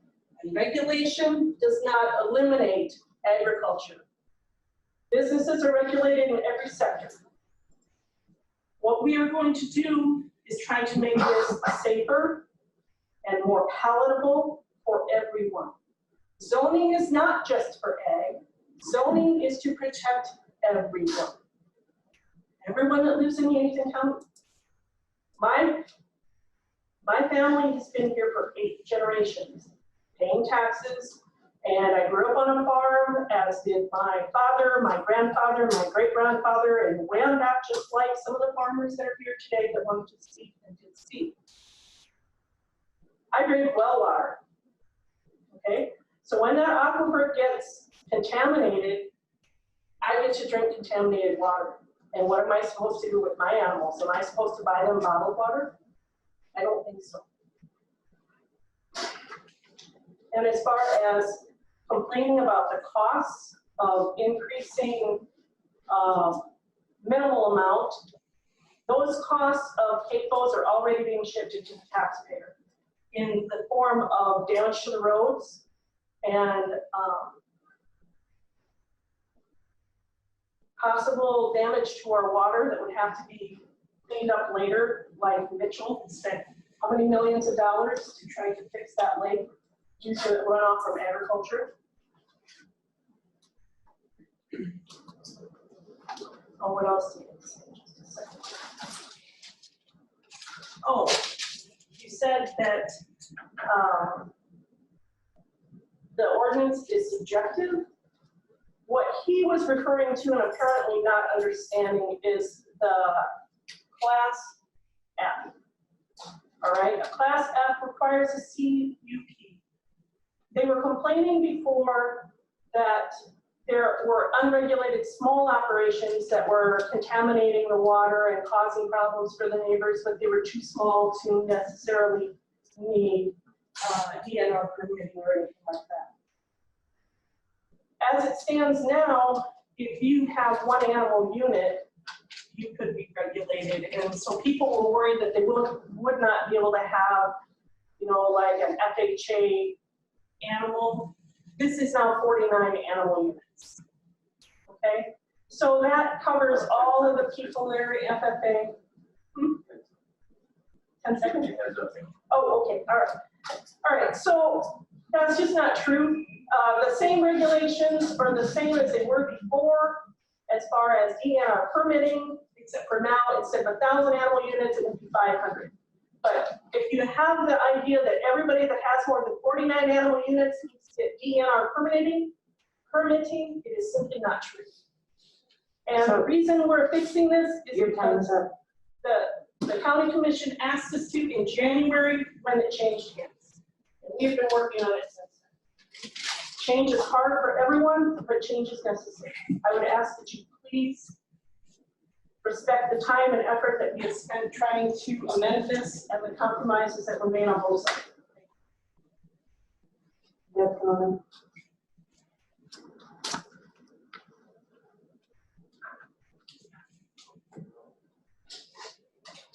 Devil instead of the rest of the dam. Just trying to be close enough. There you go. Okay, so just a couple things. One of the changes places all the small towns in the same category as Yankton as far as a setback. And I think that effectively wipes out any place in the county where anyone could have a animal feed operation or concentrated animal feed operation. It used to be Class A, 4 miles, Class B, 2 miles, Class C, 1 mile. And so it's a graduated population center. That's a change that I think is worthy of reconsideration. Also, the authorized uses in an agricultural area, the only zoning area that's going to allow a swimming pool without a CUP now is agriculture. I mean, R2, R3, R1, all have to have a CUP. This is back up just a second. This is more of a, I think, a selective use of the swimming pool in an agricultural area. And also the subdivision not requiring a CUP in agriculture is also the only one of the zoning areas, R1, R2, R3, and that is now requiring, not requiring a CUP. So those are three things that I just saw in the proposed changes that I think need to be reconsidered and would warrant people no, just simply because they're in there as they are. Thank you. I got a question. You used to be a county commissioner? Gee, I don't know, Gary, was I? No, I'm asking you. Okay. Are you a county commissioner? I didn't recognize you. Get your haircut. Anyway, I'm going to ask you the same question I did Todd Woods. Have you been a farmer? Have you filed a Schedule F on your federal income tax like I have? Okay, but it's not a pertinent question, Gary. You spent 32 years in the Navy and you were born. No, I grew up on a farm in Nebraska, but I didn't file taxes or whatever. You never farmed, did Not you? pertinent, let's move on. You've never been a farmer, have you? Never, ever.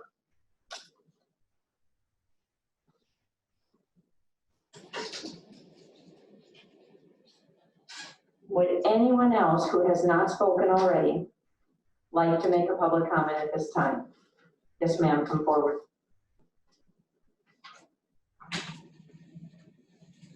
Just to like to clarify something, subdivisions actually do require a CUP. That was missed. It's number 43.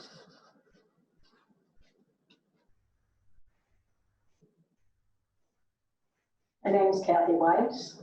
I live in the far north part of the county. First, I want to say, Buddy was talking about the land at the lake and how it was so beautiful and it was all ag and now it's all houses.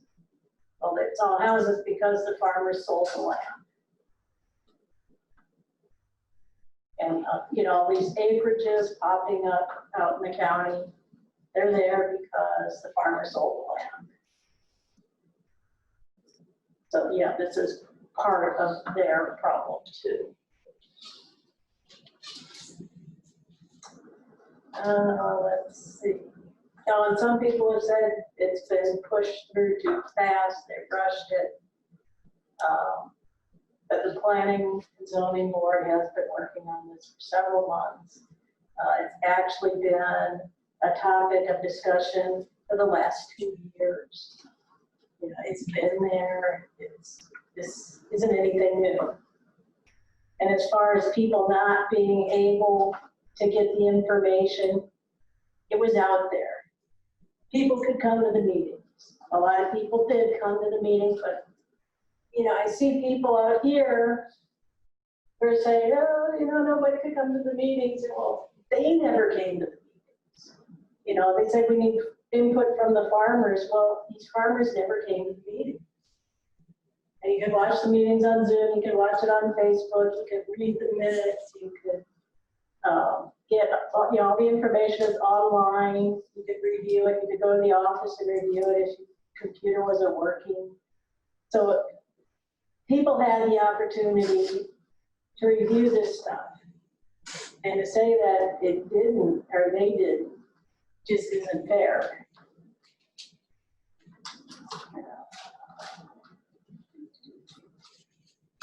And people had the opportunity to give input.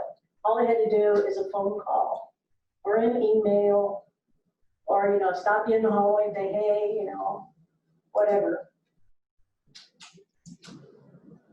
And I know, Joe, you like the idea of the adjusting setbacks with the manure management or the type of manure. And I actually think that's an interesting idea and it would probably work really well with cattle. I don't know how it would work so well with hogs because people have to keep their promises that they're going to actually do this. Have the biofilters and separate manure or whatever. And right now, I think that part, it could be worked in at some point, but it's just, we don't have enough staff in the county for the enforcement and to just make sure that these things actually happen. So I'm just asking you guys to vote in favor of these amendments to Article 5, because I think it'd be an improvement. Thank you, guys. Would anyone else who has not spoken already like to speak? We normally allow about an hour for these, so ma'am, I will allow you to speak again. We're sitting at 50 minutes, so go ahead. Heather Phillips. One more time. One of the gentlemen out here said something about being able to pass his farm on to his kids, and what is he gonna give them? Well, like I said, my family owns farmland in Yankton County, and we have every intention of taking over that farm when my father-in-law retires. And we have every intention of passing that farm on to my boys, who are telling me they want to be farmers. And if the neighbor comes and plops a CAFO right next to our land, that's going to take the appeal straight away from anybody who's ever going to want to live on that farm ever again when my father-in-law is no longer here. I know I certainly wouldn't want to live there. I'd be worried about my water, the smell would make me sick. You know, my father-in-law owns livestock and he does crops. There is nothing wrong with a smaller operation of livestock that is safe. And that is the homegrown farms that we need, that we pride ourselves here in South Dakota with. And I just urge that we make these setbacks so then that way when myself and my children are inheriting our land, that we can actually live there without becoming sick. Thank you. At this time, would anyone care to speak again?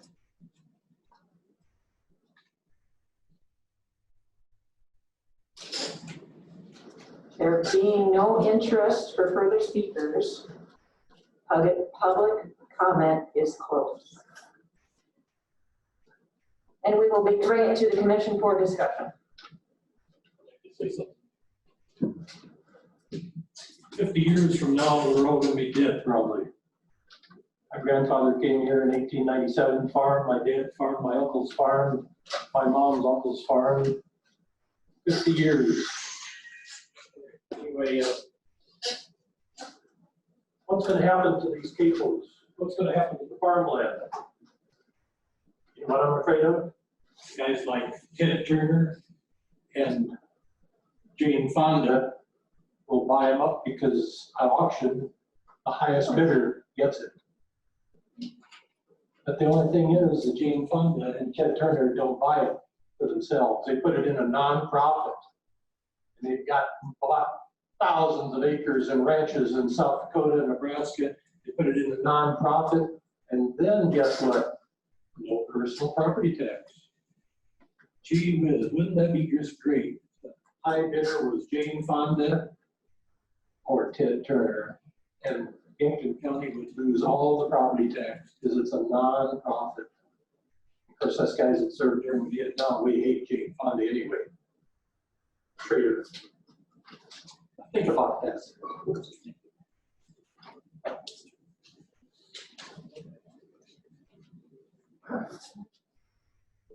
Are we gonna have just get to it, or we just gonna You know, I think we'll just do commissioner comments at this time. We didn't walk through it last time.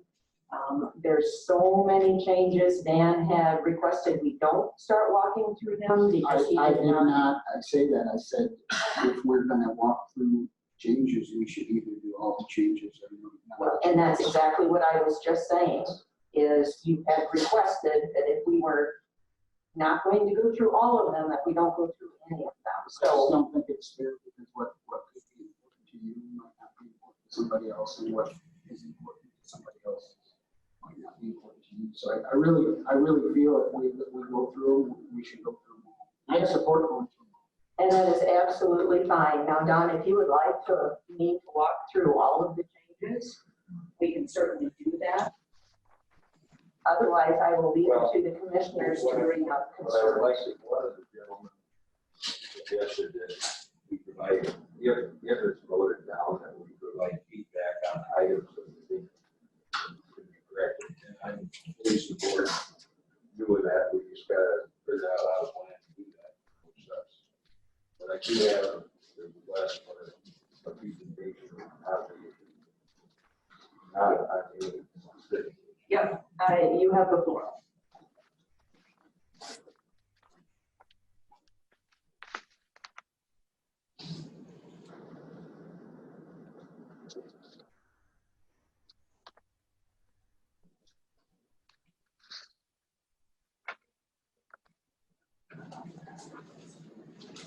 Not remodeling my station there, I just got it.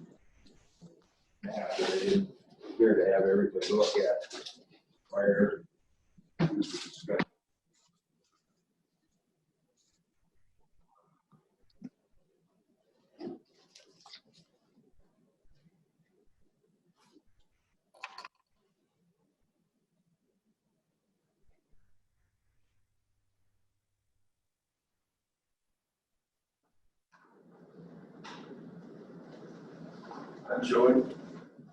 I'm showing you this map because I believe it is important for the citizens of Yankton County to realize the drastic impact of the proposed changes. Agriculture is the leading economic sector of our county. Some forms of animal production have transformed into large-scale production to survive and to provide for farmers' livings. I believe that we cannot change this trend by legislating through zoning and survive as a progressive county. We will need to accept the major importance of farming as an industry. I realize and respect the right of everyone to have a different opinion on these proposed changes. We need to arrive at correct compromises for the good of the whole county. This map was prepared by District 3 Planning and Development. I added the residential locations from the 2016 Yankton County Plat Book. And that's all the little dots on there. The area in light brown, which I doubt that any of you could probably see, represents the area proposed for change for towns for class A, B, and C, or A and B. The area in pink represents the area of proposed changes for churches. The dots represent the location of rural residences and would have at least a 1,320-foot setback. I did not show the setbacks for public wells, private wells, lakes, rivers, streams, and ditches. The map does not show any areas of setback caused by single ownership of multiple sites. As you can see by looking at the map, there is very little area that a class A, B, C, or D could locate. Essentially, modern production livestock has been zoned out of the county for almost all producers. This will have a devastating impact on Yankton County. It will result in lower land values and will very likely result because of less interest in families growing livestock operations. Farms will have to consolidate and farm more land to survive, so they will naturally get larger. Youth will likely not return to the county. Retailers will lose business. School will likely lose revenue income. Property taxes will need to be increased. Roads and bridges will continue to deteriorate. And maybe most of all, we will lose our capacity to feed people in our county and the world. In addition, transition of ownership from generation to generation will be more complicated. Major cost increase for the producer will likely cause additional lawsuits for the county. The proposed changes will be almost impossible to fairly enforce. The planning and zoning team did not properly follow the process in development of these changes. I've heard it suggested that there was 18 months involved. My understanding, and if we believe in transparency, first evidence that it came to the county commission was in March or April of this year. So it could not possibly have been involved for 18 months. There's a little or no public input, and it did not change the comprehensive plan, which should have been changed before any planning and zoning changes were initiated. And it provides, this is very important, it provides the commissioners almost unlimited authority to deny permits wherever they want when they're applied for. I'm hopeful that we can come together on the changes to move the county forward in a positive direction. Thank you for respectfully listening. Don, you mentioned the planning and zoning board didn't follow the process. Could you explain that? My understanding is that the comprehensive plan is a basic document that planning and zoning works from. And that's the same old comprehensive plan that's been in place for years, 12, 14. Is that right? Or no, I think what you're referring to is the fact that when any ordinance is proposed, that it has to be in compliance and have specific written findings with the comprehensive plan. What you're probably referring to is section 1809, amendments and rezoning.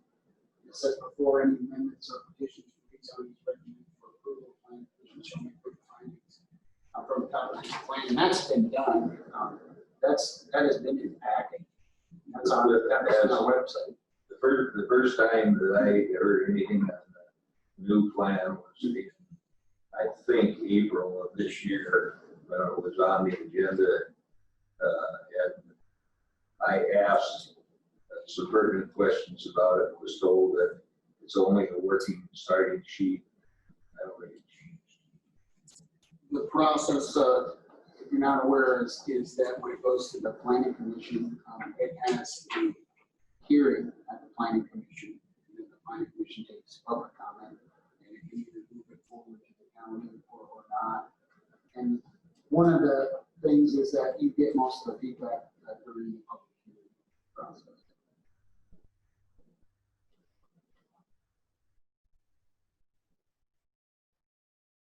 Thank you, Madam Chair. Other comments from the commissioners? I'll say I certainly have fielded plenty of calls and emails recently regarding this. There's been quite a few that support the changes. There've been quite a few that have concerns with the changes. Real generically speaking, the support that I see stems as a direct response to the CAFO activity that we've seen in the last 2 years. And I'm one that feels that changes are warranted based off of that. The opposition that I've generally gotten recognizes that these changes are in direct response to the CAFO activity in the last 2 years. Yet the people mostly impacted would not be CAFO owners or future CAFO owners. And I tend to agree with that. I think there's changes that need to happen. But who was it? Somebody made the comment that actually made the comment that these hurt the little guy more than the big guy. And I have those same concerns, I guess. I go back to, just one example. If I had 199, say, cattle, and I wanted to increase over 200, I think is where we've got it set. As the changes are, if it was adopted today, I'd be grandfathered in. If I want to add 2 head, 1 head to get to 200. I'm now at a half a mile setback. And there's no variance to that other than a neighbor signing off that I can now add, increase my herd by 1 cow. I think there's a lot of producers that would fit that description, that have, you know, been in existence for a long time, or maybe generations. And I think they've had neighbors that have been there for a long time at an 1/8 of a mile or a 1/4 of a mile. It's not uncommon. And some may have better relationships than others, but to put the fate of your expansion in the hands of a neighbor, I have concerns with. And I'm not talking, you know, 5,000 head or 1,000 head even. I mean, we're talking 200 head. And I have some concerns with how that could play out. What would you propose? The same thing I've proposed multiple times. I would not go down to 50 animal units per seed. And 2, I would like, right, and when I ran for this office, I acknowledged it was at 1 and agreed it, and acknowledged that it needed to be higher as well. I still think 50 is too low myself. The way I look at it, and I've had conversations with you, when we're writing an ordinance, or changing an ordinance, let's say, when that change puts the majority of whether it's houses, livestock producers, businesses, whatever it may be, into a non-conforming standard, and that's, to me, not a good way to go about it. To me, this would be similar. If you take all the producers in our county, that would be kind of on the border of that, you know, 195 to 200. If you were to take that many producers and put them into a non-conforming standard, where they currently are too close to a neighboring operation, I would equate it to taking Riverside Park and changing that to an R1 and mandating 5 acres minimum lot size. There's a few lots out there that would meet that requirement, but the overwhelming majority of those lots would be non-conforming. It would be limited for what they could do on that property in the future. And I go back to Nebraska does it. I've researched it. I've talked to some other people in the state. We separate these setbacks by manure class. And I know Kathy touched on that. And there was 2 things that I had proposed. And one was just an idea, and I understand the pitfalls to it. And I think that's mostly what you were referring to was having an increased setback with the reduction table. So if certain standards are performed, then the setbacks could be reduced. And I understand that there are pitfalls to it. It was mostly to generate discussion, trying to think outside the box. But the other thing that I have complete confidence that it could be done fairly simply is you separate into separate manure classes, just like Nebraska does. They have separate setbacks for liquid manure storage systems and solid manure storage systems. And your dry lot beef, hogs, whatever it may be, would fit that dry manure storage system and would have one set of setbacks. And your true confinements that people think of when they hear CAFO with a liquid manure storage system, because I fully believe that is the the number one issue when people think of chemicals is hogs get associated with the deep pit cattle and the deep pit barn with liquid. And it's the odors and the anaerobic process breaking them down that is associated with those odors. So you separate those classes. I think we maintain that the majority of current producers are unaffected by changes, and we plan for the future. That would be my suggestion. Do you have any other points you want to bring up, Bill? Well, I'm sure there will be some. Dan, would you like an opportunity to speak? Sure. Could we ask a more difficult task of our planning commission?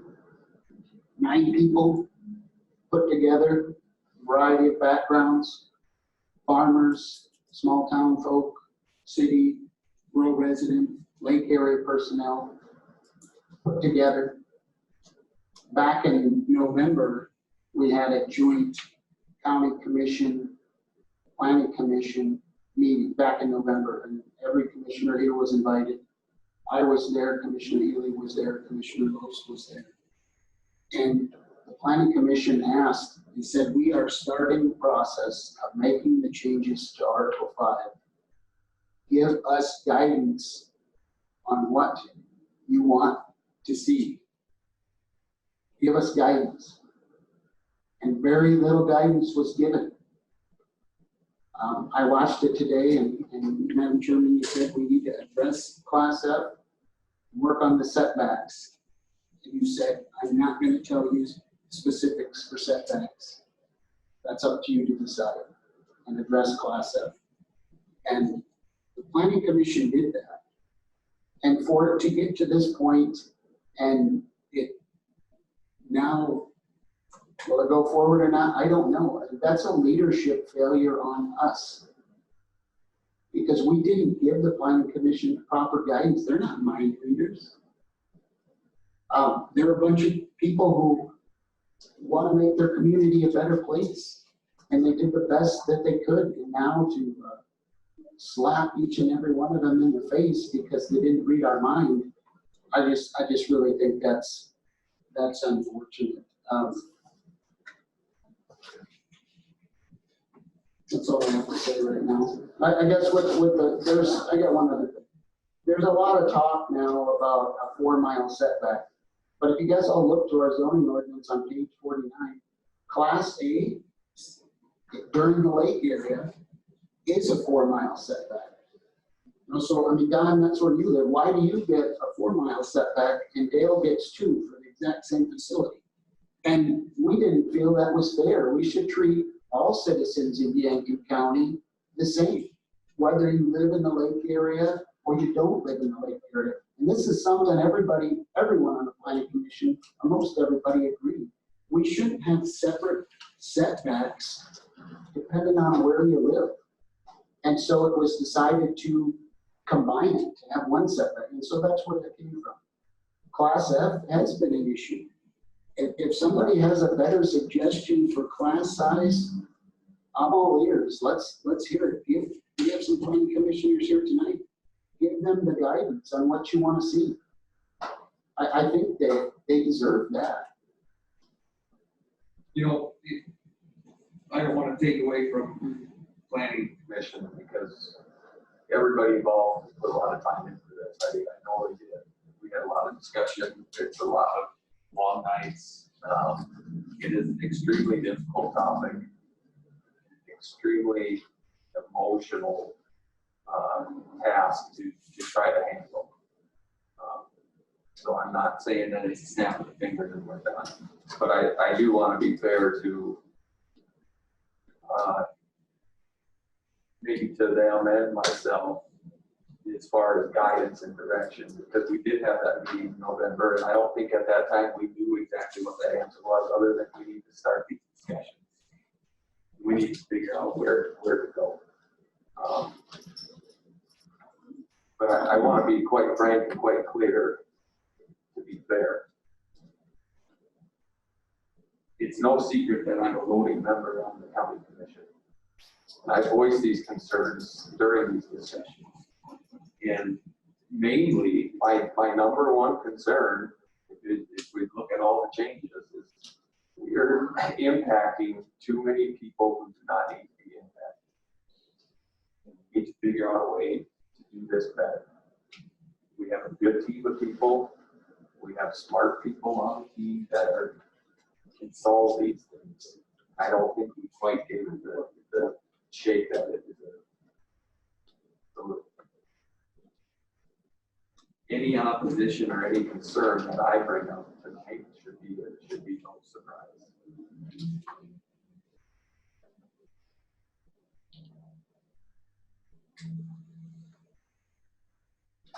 So I want to respond to a comment that little direction was given. When the first working document came out, I'm assuming it was February, I was forwarded a copy of it from a private citizen.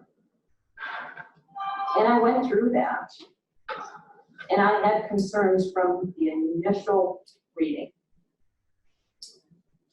And I worked through my county commissioners who are on the planning commission and stated very frankly my position and where it would be if that document came before me. And we had many conversations, Dan, about where I stood and where my deal breakers were. Why don't you share them on the planning commission?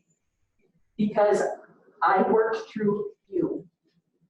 And you are a county commissioner, Madam Chairman. Absolutely, I'm a county commissioner. And I'm also liaison to the highway department, the equalization, the ambulance, and other departments. And in the past, we usually work through each other who are the liaisons for the separate departments. Because I wanted to have a quiet discussion with my fellow commissioner, who in the end would have to vote with me. And I made it extremely clear, and I gave where I thought we should end up.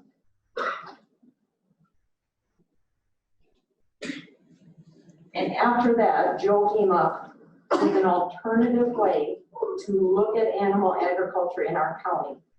And I fully support it. And when he tried to bring that up during the planning commission, the discussion was not allowed. Folks are welcome to watch the videos. So I think it's unfair of you to say there was no direction given. I assumed you would share that with your fellow planning commissioners. What was I supposed to share? Again? Where I stood. Where do you stay? And I'll get to that here shortly. But I could not let that go. The other statement that you just made about zoning, and we should all be treated the same. The whole point of zoning is to parcel out your county to treat them differently. That is the intent of zoning. If we all wanted to be treated the same, we would have no zones. We would have no different regulation for commercial, industrial, ag, R1, R2, R3 municipalities. So in my mind, having different setbacks for different areas of the county to me is acceptable. So let's get to the setbacks. So when you look at this document that's on our website, there used to be two different setbacks listed, and one for the lake area, and I think it was the city of Yankton, and then the other essentially for the rest of the county. So the discussion really was, let's make it fair. Fine, why didn't we go the other way? Instead of changing from 2 to 4, why don't we make everything 2 for Class A? And let me take a step back, and I got ahead of myself in what I wanted to say tonight. I want to share with you a little bit about my past working experience as an engineer in an industry where people could get hurt if I made changes, and those changes were incorrect. And to counteract that, we had something called a management of change form. And at the time, as a young engineer, I thought, oh gosh, this is just tedious. Why the heck am I having to go through this? My idea is good. I should be able to do whatever I want to. In hindsight, as someone with almost 50 years on the planet and having seen people get hurt because of stupid things that were done, I had an appreciation for that process. And part of that process, one, is to prove what you're going to do is going to work, and also to prove what you're going to do is not going to hurt and negatively impact some other part of the process, and in this case, the county. And I think that is Joe's point, is these changes are going to have a lot of collateral damage. And so I have concerns with those setbacks. And I do believe looking at stratifying the type of manure would help this county get closer to compromise. Because in that, we can do some unique things. So that is a recommendation I will be sending back to the Planning Commission, is to look at that. So essentially what this ordinance has done is dealt with the setbacks on everything out in the county.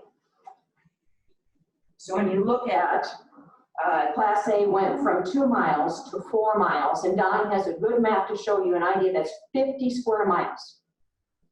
It does essentially outlaw Class A, can't do it. And if we're gonna outlaw Class A, I want it stated at Class A is outlawed. I don't want someone to come to the county and say, I want to put Class A, oh, I guess you can't do it. Well, the ordinance says I should be able to do it. No, you can't, because we've essentially kept you from doing it. So I'm about being transparent. If you're gonna do that, fine, put it in black and white. So I have a problem with that setback from the get-go. Some of the other setbacks where they ended up, you know, I can probably live with. But up at that upper level, and Joe made the statement, we haven't had an issue with A, B, and C. So are you saying? Yet where I'm not finished, please. I'm not. Class A's? I'm not finished. The reason, I just say right now, Class A is a 2-mile setback in egg zoned areas. That's not reducing it. Most of the lake area is not egg zoned.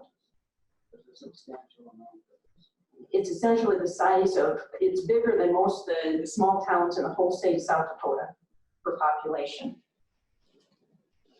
So I do not feel that we did a very good cause and effect or pros and cons of adjusting those setbacks. And again, I am in full support of manure and stratifying the manure. So that's setbacks.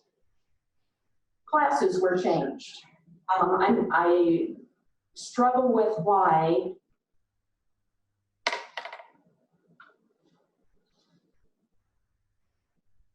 Class D was changed from 1,000 to essentially 2,000 to 500 to 2,000. My personal opinion, that didn't gain us anything. And I, like Joe, struggle with 50 being the lower cutoff, because essentially, someone might say, well, that was one of the things the egg producer gained, is we went from 1 to 50. Well, the only people you're helping at that level is people like me. And I want to have 10 horses. That's the only people it's going to help, is the hobby farmer. And I'm a hobby farmer. I live out in the country. Someday maybe I'll have animals, but dang it, they're a lot of work. I grew up on a farm too. So I do struggle with that 50, and it does need to be higher. And Class E would be in between there. So certainly I can give more specific direction on all of those, but again, it goes back to forcing the conversation on the setbacks, the class sizes, the manure type. 200 total animals. That one, I'll be frank, can't be enforced. There's no way the county has the staff to go out and visit every location, and not just in the ag areas, every location in this county, and count chickens and turkeys and sheep and a couple pigs, a couple cattle, things like that.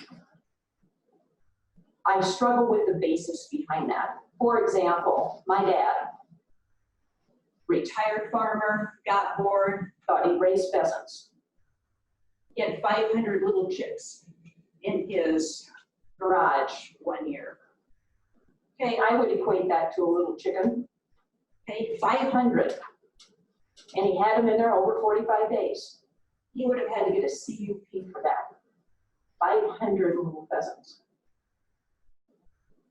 So I really struggle with the enforcement of it and the fairness of it.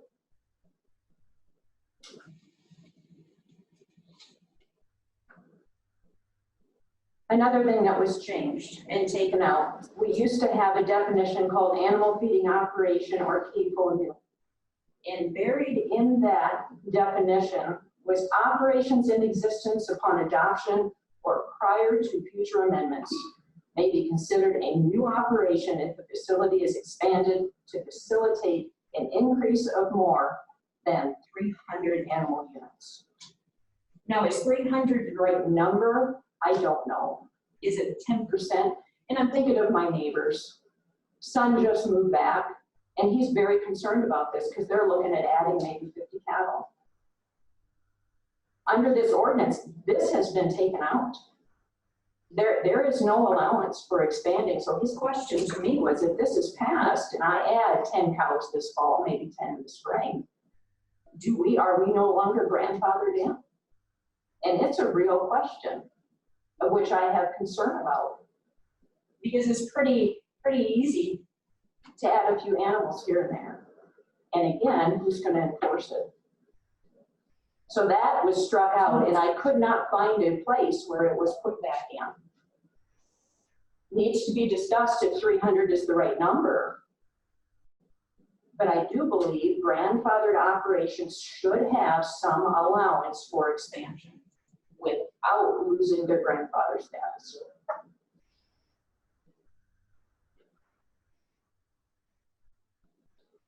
Acreage size. I was pretty clear in our discussions. Acreage size is extremely key to this. And the reason it's key, same gentleman who's concerned about expanding, he says, well, what if somebody builds a home close to me and we try to expand our operation because I've moved back, and now there's a home there, and now I can't expand my operation because I break setbacks. And he said to me, he said, is there any, he says, I understand the 20 acres, they can build anywhere and I have no protection. He said, but I know there is a movement to go to 2 acres. And he said, if that happens, and full well, the farmer has to be willing to sell the 2 acres. I agree with that. But what if that 2 acres is across the road, someone who owns it from California? They don't care. They'll sell it for a profit. And that operator, who's the good operator, I look out my window and I probably see at least 1,500 cattle in my back window. And now he's in a pinch. So either he has to build another farm somewhere and have his animal expansion somewhere else, or he doesn't get to expand his cattle operation. And he's a good operator. Never an issue. So acreage size is key to this word that's been thrown around of compromise. And when I think of compromise, I think of someone gaining and losing, and someone gaining and losing. And in the middle somewhere is where we can live. Someone stated earlier here That there was a lot of compromise given. and everybody gained a little. I struggle when I read this to figure out what the egg producer has gained.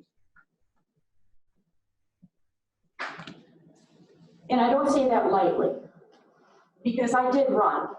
Things need to improve. Things need to be addressed. There are certain setbacks that need to be increased. And that goes back to the conversation around the manure style. Anybody who's taken a biology class knows aerobic, anaerobic, completely different. But that acreage size is key, and it's key as part of the compromise.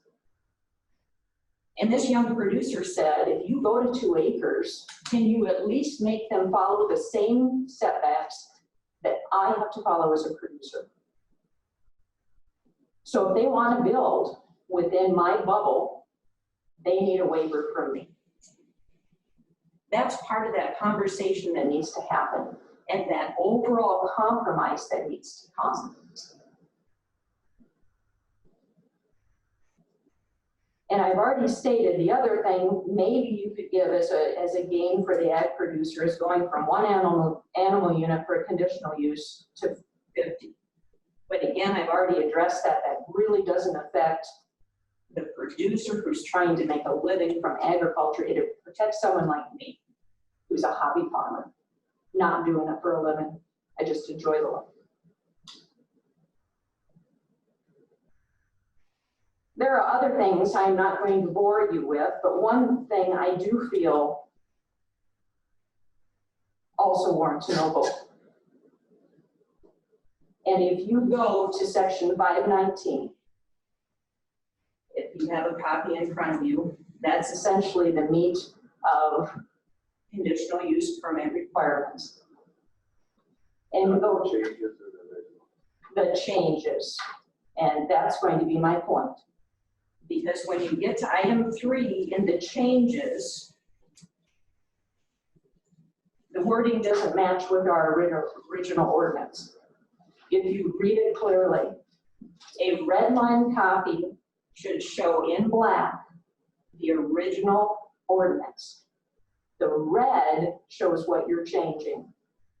If you go to item 3 and then turn to the next page, when you get to B, the wording that is shown as crossed out is not in our original ordinance. That wording was part of the first draft that was presented to the Planning Commission, and they decided to strike that wording. It should have been completely omitted because it's not part of the change. C, not in our current ordinance. That wording that's crossed out. The first part of D is not in our current ordinance. When you get to F, G, H, I, and J, none of that wording is in our current ordinance. If we pass this tonight, that's grounds for a lawsuit because it's misleading the public. There's more later. And again, there's others where there's another list. Item F is not in the ordinance. The utilization of biofilters and groundwater monitoring is shown as we are striking that from our ordinance. And it's not in our ordinance today. This is the part of transparency that the public expects. And this is grounds for a lawsuit if we approve this today. It will get overturned hands down. I have no doubt.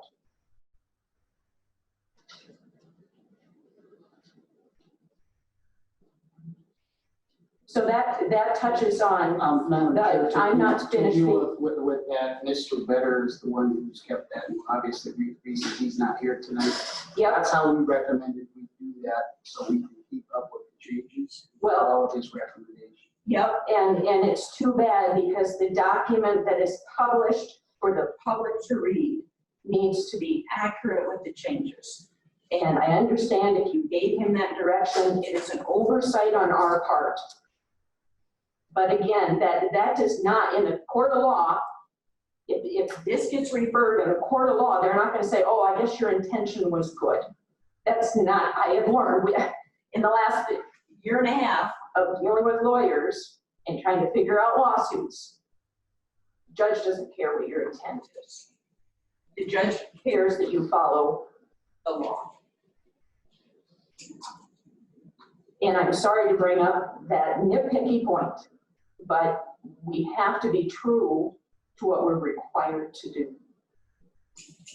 Now, there are some other minor things in here I do not feel that are pertinent to go over tonight. Again, and part of the direction, going back to the Planning Commission, is when I read this for the 6th or 7th time coming back from Rapid City, at the end of reading it, I was still confused as to what the specific requirements were for each level of class. I consider myself a pretty educated person. I'm a darn slow reader, but I feel what I read, I can pick up on. And I feel when this goes back to the Planning Commission, we have a huge opportunity to make the flow of the requirements better. So when a producer walks into our county and you hand them this ordinance and you say, you'll be able to find exactly what you need to do in there. This is an opportunity as part of the discussion. And as Dan said, it's painful. I've been on a road task force, I've been on ambulance task force, and those discussions are painful. But you have to do your best effort to put yourself in the shoes of the person sitting on the other side of the table. And truly, when you say the word compromise, it's not starting with what I want and omitting a couple things. It's sitting down and talking about the county as a whole and how we are going to get to the finish line, and we are going to do that. I have 2.5 more years in this seat. It might be that seat or that seat, but I have 2.5 more years to get this done right. And that is the intent. This is one of the main issues I ran on. And for those folks who voted for me who feel a no vote tonight is a slap in the face, I'm sorry you feel that way, because that is not what it is. I ran for compromise. I ran to be the centrist in the middle. It's my job to force that conversation. I'll cede the floor to anyone else who wants to speak. I'd like to say a couple things. Thank you, Sherry Lowe's, for telling us that you're a hobby farmer. I do fill out a format here. You just said you were a hobby farmer, so thank you for saying that. I asked ex-Commissioner Woods, he's never been a farmer, he was a cop for 10 years. I asked ex-Commissioner Bodenstadt, she was in the Navy for 32 years, everybody knows that. I asked Don Kettering last time, what he said was none of my business. He's filed a Schedule F. So you can kind of read between the lines there, but that's okay. And anyway, excuse me, I'd like to show you this. This was a campaign in the paper about 2 years ago when these 3 commissioners, Lowe's, Kettering, and Healy, were running. And I saved it. I saved a lot of things. Anyway, I don't know if you can see it, but it says, there's a picture of a hog and it says, hogwash, more hog barns and higher taxes. Commissioners Woods, Abbott, and Bodenstadt voted to raise your property tax, not once, but twice, and continue to vote for more hog barns. We deserve better. Save our county, vote for Lowe's, Clemish, and Healy. I'll reiterate that. Save our county, vote for Lowe's, Clemish, and Healy. There were several people that came up here and said, keep your campaign promises, keep your promises. I'm asking you to keep your promises too. You can nitpick the thing, tear it apart all you want, but this is a step. These people on this committee don't get paid. We only get $1,000 a month. They get almost nothing. And they donated all their time. And the vote was in favor of this, what we're gonna vote on tonight. And yes, that's right, you're gonna slap them in the face, go right ahead. And you got 2.5 more years, that's good. and Don and I are gonna get up for reelection, and they'll probably kick both of us out. And you know what? Don and I will probably go to hell for whatever, and you know what? We'll be down there shoveling coal to the devil into the furnace. But there's gonna be one difference between Don Gettering and me down in hell shoveling coal. I know how to use a shovel. Would any other commissioner like to make a comment before I entertain a motion? I'd like to just reiterate some of the topics and points and point out as well that me not supporting this has nothing to do with supporting responsible change. I've, again, been clear on my stance on some of these changes, and I fully support increasing some of these setbacks. They absolutely need to be. I support putting in some environmental control. I support just certain changes, but what is proposed to me is putting 95% of the producers in the county in a non-conforming status. That's not how you write ordinances. We hear variance requests all the time because when this ordinance was originally adopted, it ignored the fact that it put many lot sizes and different things in a non-conforming status, and now we deal with that aftermath and have been dealing with it for years and years and years. I want to be clear that I think there is there's a lot of changes here, but get down to the meat of it, I think we have a fairly simple solution where we can get what the people who support this get what they truly want out of it, and while minimizing the impact of others. That's all my intention is. And it's, again, I don't think it's that difficult of a task at this point. We put a lot of work into it, and I don't want to sound too negative. There's good things, there's changes that are positive changes. I would expect that we keep these, sort through and keep what's positive and keep what there really is no controversy over, and to take a second look. I've heard very little specifics on what you guys want. Nobody has said, I will accept this as a class size. Nobody said, I'll accept this as a setback. Did I hear you right, sure you want to decrease setbacks for class A's in the lake area from 4 miles to 2 miles? What I said was I felt differences in zoning is acceptable.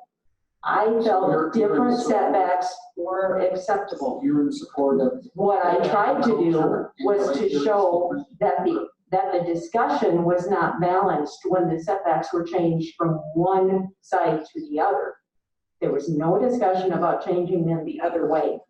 And forgive me, that is how I work, is to discuss the full circle. So, okay, where would you like class A setbacks right now? They're at 2 miles, we want to stay at 2 miles. Okay. And we want to keep 4 miles to the lake area and 2 miles for everybody else. So I believe what was stated was we need to look at different styles of manure. And they will each have their own different setbacks. And until that task is done, you cannot come to a conclusion on general setbacks. Okay, so notice you dodged the question yet again. So the plan. I think you're missing the point. Steve, you're talking over me. I thought I deserved respect. I thought that's what you said you did. So we're going from this zoning ordinance we've had to an entirely new, untested zoning ordinance that has different classes of minorities. Any place in South Dakota have anything remotely like that? As I've mentioned many times, Nebraska, the entire state runs that way. And to the effect of, we've got this zoning ordinance that has been working. It hasn't been working. It's been working because we have not had hog barns come to Yankton County. In fact, it worked from 2003 to 2006 when the first hog barn opportunity came to Yankton County. And there was an uproar, just like there was 2 years ago. And all of a sudden, we make changes to the ordinance because we find out it doesn't work. And here we fast forward 15 years later with the same ordinance, and we don't have a single hog barn come through. And then we have a whole bunch in one night, and boom, we're right back to where we are.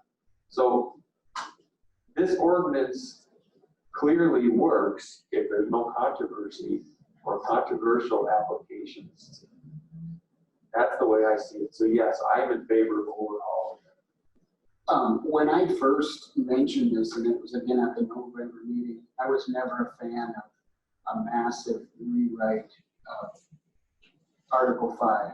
I did say that I thought setbacks needed to be tweaked, and Class E needed to be clarified. And we've all agreed on this commission, except for Don, that Class E or Class F needs a set CUP, and even Mr. Williams, when he spoke, is in favor of a Class F requiring a quarter-mile setback. So I guess I would propose, let's keep this simple, and let's put Class E as a quarter-mile setback, and maybe move Class F as a quarter-mile setback, move Class E up to another number, and let's just be good with it, and not change everything. Everybody said this is a good ordinance. Let's tweak the setbacks in the Class F. Let's have a problem, and we're good. Let's do that instead of a radical new system that's untested in the state of South Dakota. I feel that that's deeply concerning. How do we know we're not? But you're okay with putting 200 animals, period, 50 animals or 200 animals? I'm trying to. You're okay with that? That's untested in the world, but you're not okay with testing something that a separate state, entire state does. Is that what I'm hearing? Madam Chair, Yes, sir. would it be inappropriate to call for the question because most of this discussion is not going to change until we have time to sit down with. Okay. So are you calling the question? Yes. No, there has to be a second. Yes, Dan, I'll get to that. There has to be a second. Was there? Don made the motion to call the question. Actually, you can't. Well, you can call to make a vote. So actually, no. All right, I'm getting really tired, Don. Forgive me. There is no motion on the table. You're more than welcome to make a motion at this time. I would move that we take a vote on the second reading of the county commission adoption of rules and amendments to the ordinance in 2020. Definitions for Article 5, Agriculture District Ordinance 2024. Is we accept that and move forward or deny it and rework on it. So your motion is to allow, to make another motion. How about this? How would you make a motion to either approve or to deny it and send it back? I'd like some more discussion. Okay. We have more discussion. We'll open it up for more discussion after we make the motion. Sounds good. So what is your motion, to approve it or deny it and send it back? My motion is to deny it and send it back. Okay, so I have a motion on the table to deny this ordinance change and send it back to the planning commission. Do I have a second? Second. I have a second. I So make we have a to motion. amend the motion to have more discussion. We have a planning commission here. Dan, You if guys you, haven't given us, give these guys guidance on what you want to see. Dan, if you will let me finish. I have a motion and a second on the table to deny the amendments and send them back to the planning commission. Now is the time for further discussion. Is there any further discussion? You guys have not offered one shred of direction, guidance to the planning commission at all. Yeah, tell them what you want to see for Class A. Yeah. Tell them what you want to see for Class A. I have a number of issues. Some of them are minutely small and insignificant. I don't want to go through it, but I think it helps prevent potential lawsuits. And I think we're going to spend hours and hours. When are they gonna get that When we information? talked, when we originally talked about possibly simply looking at the classes, the size of the classes and the setbacks and leaving that, I expressed my concern at that time that there's a lot of moving parts. So if it was as simple as just changing the setbacks, leaving the classes the same, it would be one story. But if we're gonna change class sizes and setbacks, we need to look at how that impacts everything. That, I voiced that from day one. And I will make it very clear that you and I actually had a conversation because I expressed that I was not in favor of these. You asked if we simply increase the setbacks for Class E and make Class F not a CUP. Would I support that? I said yes, and you said that we'll bring it up at the next meeting. You did not bring it up at the next meeting. In fact, you pushed this forward for a vote. I think we should just vote on the provision that you forget about your stuff because we already know how many people. Commissioner Swenson, you stated that you will support 0 changes while there's COVID. Yeah, you know what? You and these other characters took away my First Amendment rights when we had these expired permits. And you guys 3 took away my, you can read the article, but Bernie Hunoff wrote. Yeah, slap me in the face too, why don't you? Again, why'd you do that? How'd that feel if it happened to you? And you know, you don't ever have the shoes on the end of the foot, you don't like that. I guess I just. I just stood out of the, I was out of the meeting. You're by your action, I asked Well, just everyone. be quiet. You know, I take the mask off because nobody can hear you. Enough. I guess if we're gonna micromanage the planning commission, why don't the county commission just write out what they wanna see and give it to the planning commission? It's obvious you guys, you don't trust their decisions. And there's no guidance for Class A, there's no guidance for Class F, there's no guidance on anything that they wanna see. The planning commission, you know, did a lot, and we're still in, you know, further discussion, you know, as elected officials, you know, we have a responsibility to the voters. I would separate the manure systems. I would leave solid manure as the ordinance reads today. I would have CUP. So we're going with this ordinance, we're throwing it out, and we're getting a brand new. I would have the CUP come into play and liquid manure storage systems or solid 500 animal units.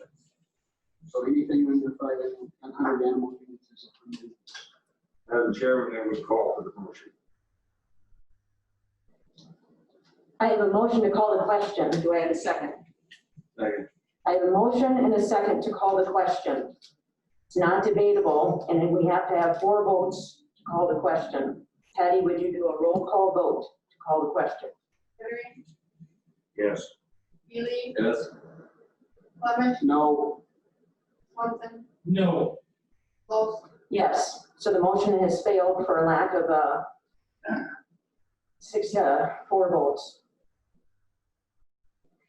So as far as direction, I would say we do get somewhere started. I can certainly pencil down my thoughts and represent them. Well, I think what's gonna need to happen is, Don Veteran, you need to submit what you're gonna approve. Commissioner Lowe's, you need to submit what you're gonna approve, and Commissioner Hill, you need to submit what you're gonna approve to the planning commission. And hopefully that's all the same. We're handling just handing a total mess back to the planning commission. Because we're not saying, well, I like this, but not this. We're telling them, if I'm understanding you right, everything you've done, we're throwing out, and now we're going to a new system. Is that, am I understanding that correct? Instead of doing a setback for size, it's going to a manure type system, which we don't have now, which is untested in the state of South Dakota. No. So what other And I'll county has give you something? credit, Dan, for taking that initiative and getting the initial version out there. We needed a starting point. Okay, I give you that credit. Is there To any? me, it was evident at the very beginning or early on that it did not have legs in support. I was quite frankly shocked that it had the support at planning and building that it did. So I give you credit for taking that initiative, but it seemed like once you took that initiative, we were locked into this format, knowing that it did not have support at the commission level. So if you want, I will draft up a rough draft of what I would like to see. I will bring that to the planning and zoning. And I would suggest,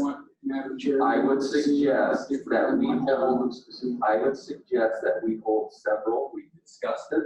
We held one. I would suggest we maybe hold several county commission, planning commission joint discussions before we get way too far down one path and get some feedback from the county commissioners. I did not push for that the first go around because I thought it was evident that it did not have the support. Quite frankly, because I flat out said I do not support this and will not support it. Yet here we are. How many votes did you get for that dual manure system from the planning commission when you presented? I don't think that we really didn't get much opportunity to discuss it.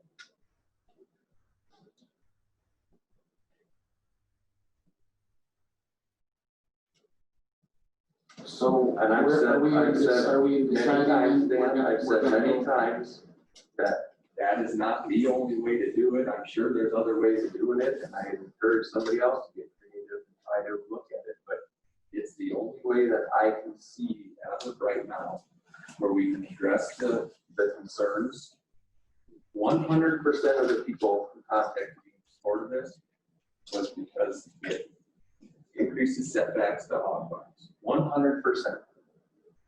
That tells me that there's not many people who are concerned about the cattle farmer that has 200 head out there, or the hog farmer that is raising 50 head of hogs on pasture.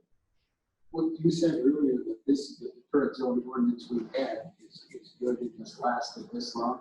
No, you said that. Why don't we make a tweak, a small change to what we have that would be acceptable to us instead of starting from scratch? I offered that. Well, why don't you offer two plans, a tweak to what we have and an alternate one? I think that would be appropriate. And then we'll have multiple ones to look at. I think we have a tweak to what we have in front of us. And I did not say what we have has worked for the last 20 years. I said it's only worked until there's been any kind of controversy. I'm looking to make a responsible change that will address the concerns. What this does, and I heard it over and over from yourself and from many planning commissioners, that we can't put anything in black and white. We should just leave it up to whoever's sitting in these seats to put the conditions of the CUPs on. And that, quite frankly, does not work.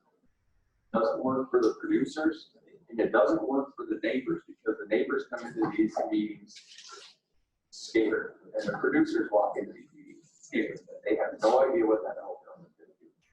When we have things as defined as we possibly can, and I know you can't define everything, but if we have things as defined as we possibly can, wrong, right, or indifferent, you know those results when you walk out of this room with 95% confidence. And that's what we need to do and strive to write this ordinance. What do we do in the meantime? In the meantime, we handle any applications that come forward just as we do with our normal. I don't have a lot of confidence that something else is going to come out. Are we doing motions yet? We have a motion on the table to deny the amendments and send it back to the planning commission. Are we ready to vote? I think, why don't we just vote? Why don't we make a move to approve and then let it get denied that way? Motion's already been made. We have a motion. Can't petition this anyway if we vote it down. There's no state statute that says you can't let Bruce, you have something that you want to show me right now. But the motion's been made. Sorry, Matt. You're good. So we have a motion on the table and we are ready to vote. So I'd like to say something before we vote. As elected officials, we have a responsibility to those we represent.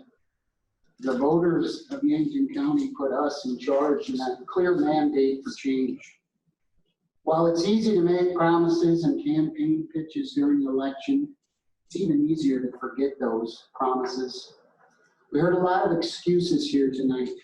Excuses, excuses, excuses. Pre-written. Excuses are the way for the weak to eschew their duty, abandon their promises, and acquit their guilty conscience. But the true measure of a person is whether or not they will do what they said they would do, what they campaigned to do, what they promised to do. What value does a person have if we can't trust their word, their oath, or their pledge? You know, in 2018, an applicant came up here and sat at this podium. He said he needed 1 mile setbacks between his hog farms. Hog gets a mile, but humans get 75 feet. Just think of that. I've said it before, this zoning ordinance is not perfect because it's a document of compromise. It's taken 18 months to complete. The consequences of not approving these changes tonight are dire. We as a county are never going to heal until these changes are approved. And the longer that we keep this going, the infighting, the longer this wound is exposed, the bigger the scar is going to be. We have to look at our past. In the 2000s, there was zoning ordinance that was implemented. That addressed the controversy. There was more controversy in 2006. No zoning ordinance fixed that. Many of these same arguments that are being used now were used 20 years ago and made by the same people. And after the zoning was passed, our county was able to put together for the benefit of all of us. And that's really what we need. We cannot have peace, and we will not have peace until we get some zoning changes adopted. And to me, this really isn't a pro-CAFO or anti-CAFO issue. It's so much bigger than that. This is an issue of when are we going to unite as a county and move Yankton County forward? We continue to fight and have petty controversy, animosity, and strife between us. When are we going to start working together for the benefit of all of us? And I urge my fellow commissioners, look into your heart and listen to your conscience and follow your moral compass. And I hope it's forever remembered here today how we conduct ourselves. And what's this vote going to do? Are we going to compromise and cooperate? Are we going to continue in divisiveness? Are we going to rise to the occasion and strengthen solidarity? Or are we going to crumble and fragment in fear and doubt? Will we serve and protect the citizens of Yankton County? Or are we going to sell out to corporate interests? Will we keep our promises that we made? Or will we continue to make excuses? And we now have a decision to make, and let us be judged by the votes we cast. Thank you, Dave. Thank you.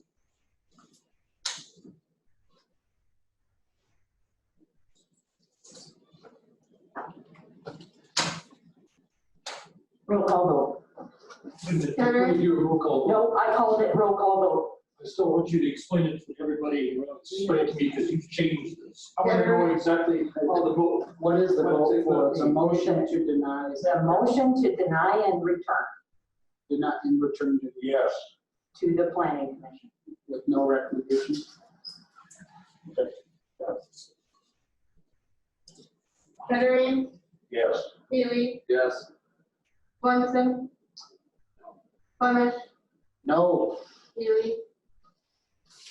Oh, close, sorry. Close. Yes. So the motion passes 3-2. The amendments are denied and sent back to the planning commission. With zero. Joe is going to take the lead on putting together his thoughts for how to set up the manure system. Could I ask that that be looked at by the state's attorney's office, since it's no county in South Dakota has anything similar to that? It's absolutely fine. You can work with the state's attorney to check that out. I would ask. So I will give my input to Joe. I'll give my input to Joe. So how I see things going is Joe is going to put some rough draft together. Don and I can review it and we can give it to you, Dan. And time To take to the frame, planning what's the commission. time frame on this? When's your next meeting? September What day? 2nd. So we're gonna develop So September a new plan and have it presented at September. There will be a framework ready for discussion at the planning commission.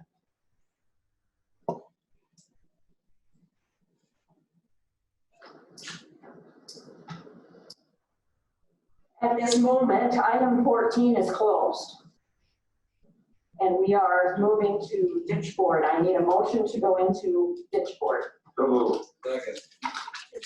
I have a motion and a second to go into ditch board for the discussion. All in favor, say aye. Aye. Aye.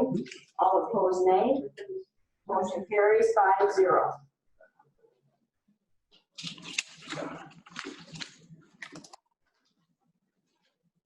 Welcome. Welcome.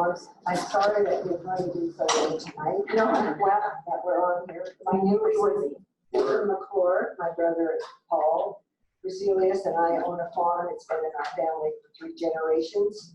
We are in Yankton County. We have an area by the Clay County ditch, and it has been a number of years since any maintenance of work has been done on the Yankton portion of the Clay County ditch. And failure to maintain the Clay County ditch, which the Yankton County does collect maintenance taxes on, and I was told there was $110,771.19 right now in that account. We need to do maintenance, any maintenance on a private ditch or public ditch that flows into Clay Creek ditch before correcting the silt problem and the other problems that are in this ditch. Will continue to cause silt to build up and continue to have a low flow down south toward the Clay County line. And so we're really here because we need to find out how to approach this problem, because we were told, I know I sent you the information, and at that time I thought that Yankton County owned the ditch. Actually, and I was told by Joe gave us the information that the farmers own it. But how do you, when you want to get something done in the Clay Creek ditch, what kind of process do we need to go through? And can one farm owner just get a bid for the amount of ditch that happens to cross their line and then it's over? Because you can't, I don't think you can approach this as a piecemeal, one farm at a time. And if the contractor that we hire, we are going, in fact, we do have a bid and we have our private ditch. In fact, here, I will hand you out. Here's the area I'm talking about. It's got the circle, yellow circle on it. And so there's the Vollen lateral and our private ditch that goes across our farmland, and they both hit about the same place into the Clay Creek ditch. So there's one, it's where the old railroad used to have a bridge across, which has been taken out, so there's still part of the berm there. But anyway, there's a 3-point place there where you have a lot of water hitting in this one area, and there's a lot of silt built up in that particular area. So we are cleaning out the private ditch that goes through our land and that hits the Clay County. And that we have a bid with Dan Wireman, and it's about $14,000. We also own the land on both sides of the ditch for approximately 3 football fields, to give you a feeling. So can we get a bid for that piece of the Clay County ditch to be cleaned out? and then submit it to you to be paid out of the taxes that we pay. And we don't know what kind of process, I don't think there is a process that's set up to keep this ditch clean. And my husband, we had Frank Martins do quite a bit of work for us when he was into the business. And we were told that he used to just kind of clean it out and send a bill to the board, which would then get paid. And I think it made it nice and easy because he just took care of it and you didn't really have to do anything but say, sounds like a good deal, Frank, you're honest, here's your money. Thank you for cleaning out that section. And mostly it's silt. So, right, and it gets a lot of buildup because of the fact that you've got this convergence all in the same place. So I guess I'm here to try to figure out how, I guess I can't see how one farmer can really take and put a bid in for this whole thing that's astronomical. Plus, as a landowner person, to be able to say, I take on, you know, somebody getting upset because of something that I personally then would be responsible for that because I haven't turned the bill in. Plus the fact that I turned the bill in, will you approve paying me back? So I guess there needs to be some kind of a process that you know what the rules are to be able to get this done. She said process times. And I've heard the word process numerous times tonight by numerous individuals. That there's something you don't have process for to do something. That's part of our whole problem. Yeah, and our frustration a little bit because how do you, who's going to be the lead coordinator to say, okay, we'll get a contractor to do it. And we did, my husband and I went to the February 2020 ditch board meeting, and there was consensus there that there definitely was some silt build-up problems and it was slow and backing up. If we clean our ditch and have a nice clean ditch, Clay County is going to essentially back up into our nice clean ditch because we are going to be lower probably than the silt pod right there at the end. And I guess I'm kind of frustrated because I don't know where to begin. We were flooded out last year. We still were flooded out this spring. And so right now, because it hasn't had a lot of rain, our field where our private ditch goes through is dry. So we want to take advantage of that and try to, re-clean out our ditch. And I was told by Dan Olston, I think he's the our National Resources.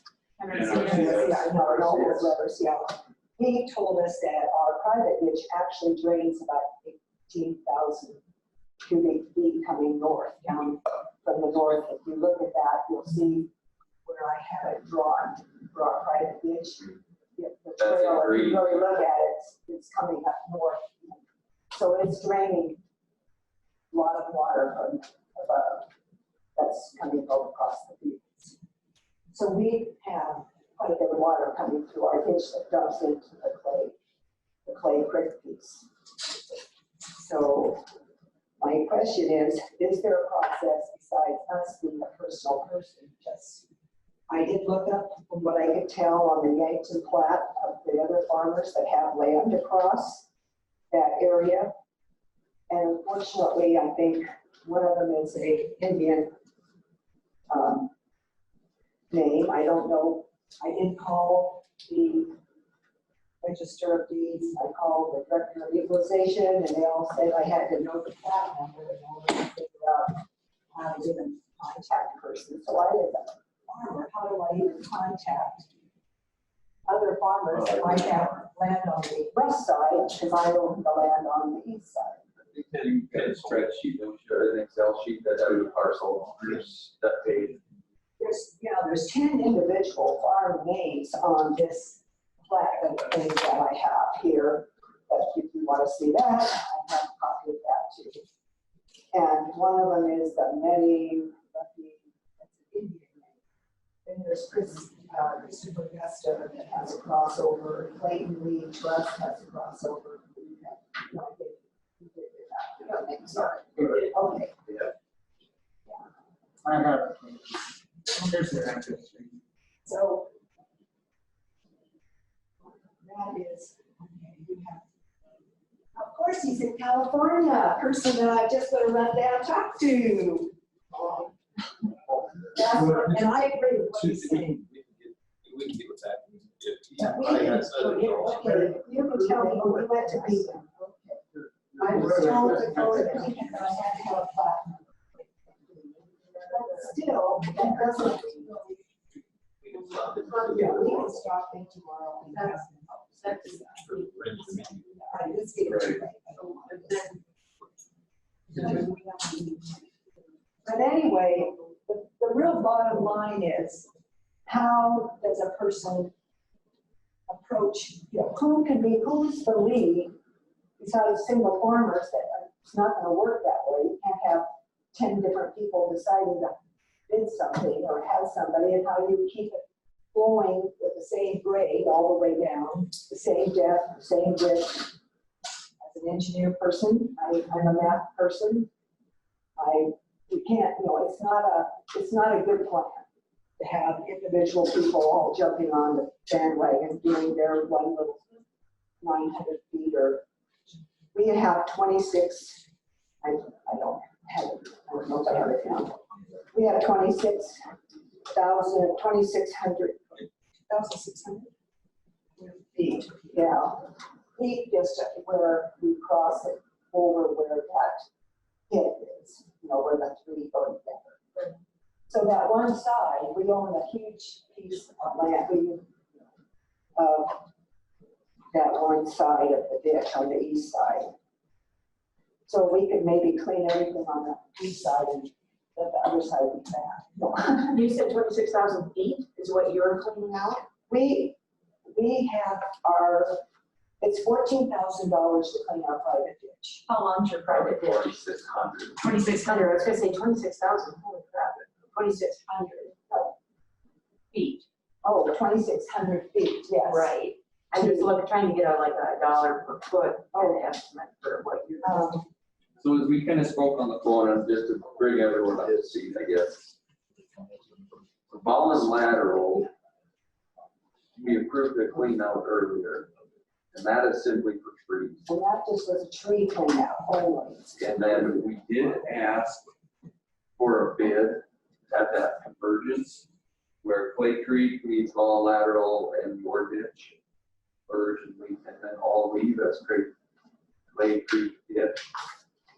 There's some serious silt buildup right there. Right. And we did ask for a bid on that. I have not seen anything. I take it back, we have our private ditch is about a half a mile, and it's gonna be 14,000 to clean that out. That we got our bid on, and he's hoping to maybe start in the next week or two. So, and we're going to go ahead and do it across our fingers, let's put it that way, that we can keep it moving. So who is getting? We haven't. No, I was talking to Joe here about the cleaning out the other. I have not followed up with Dan, but he was going to look at that with one of the lateral guys that we work with, and then get. But I haven't seen But it. maybe since Dan is already gonna have his equipment on our land, this would be a perfect time to really work at Do it all. continuing all and getting that one pocket where you got all this water coming at one time, taken care of, and maybe just even going south for, I don't know, whatever. I guess, yeah. Because What I saw with that is, down to Turkey Creek, you said Turkey Creek on didn't seem to have a real problem. You thought it was draining, and you said you drove that whole way down to Clay County. from Clay County, from the county line, up to that convergence point. I didn't witness any real issues, as far as trees and like No, slough it's and clean things sloughing that in. way. It's just It's that just, it may need a it's just- regrade. It's just, I think, got built up with a lot of dirt, being shut down. Because the last time that we know, that we have on records for a good ditch clean out was about 1996. It's been a long time. Because the railroad had like I said, bridge across, and we did dirt work after the bridge was taken out. It was a real mess after they took the bridge out, and there was a lot of dirt in that same pocket area. And we ended up just cleaning that out. And Frank was part of that. Sure. Clean out. Because we hired him to take trees out of the bottom one too. But like I said, I guess the real bottom line is, what is the actual process to try to have this happen? Because we are paying taxes to clean the ditch out, and there's a good chunk of change there, and we definitely need to have some work done. So outside of the regular February meeting, I got consensus that we raised actually, in that, I have the minutes, and there's two things that we happened. raised the levy there. They raised the levy to add more money, and they also agreed that the silt. Because it was our first meeting, we didn't realize that we, as a land, we thought you were the initiator as the commission ditch board. So we didn't realize that, I guess we had to say, as a landowner, we want that ditch cleaned out, and we make a motion to do so. But still, even though we make a motion to do so, who is the lead to get it, to get a bid, to get it done? And starting from where? So that's, I guess, I know you have a lot of your plates, I didn't listen to it all. But I thought, it does need to be addressed, that there's some guidelines. And I know, it was easy because it was taken care of, and we didn't have to, just kind of quietly taken care of with my Frank, but unfortunately, DA has arrived again here. So, Years ago, the landowner just went and had the parts clean it out, and parts would give the bill to us and it'd be approved by the. Right. I mean, there was no formal. And I think that makes sense to an extent, and I think even today, I know last year, Chris Nelson brought some receipts in. If there's a dam sitting there, or if there's some slough, I think it makes sense to just come in, have somebody clean it up quick. But to do a whole, survey this, the width and the depth and grade all the way up it's more than just one landowner doing it. Single farmer is gonna say, oh, I'll just jump on that and take care of it. Well, and I wasn't sure, looking at my map. They had large coordinated effort to go all the way. Right. Yes. See, and I think that was at a February meeting, they voted and approved, started this end. We started this end, and let's keep going. I wasn't sure, where actually the Clay Creek ditch actually was a ditch. How far up on the roads does it go all the way up? I know I see on the line here, it's crossing 304th Street still. And I can still see it going all the way up where it's at, 303rd Street. So is it still, is that Clay County still all the way up that far? Or is it just from, No, is it just from 305? The ditch only goes from like road 305 down to the county line. Clay Creek ditch. Clay Creek ditch I'm talking about. Itself. Right. Clay Creek. Yeah, Clay Creek becomes the Clay Creek ditch right at that convergence. So where does actual Clay Creek ditch start northwise? Is it on 306th Street? As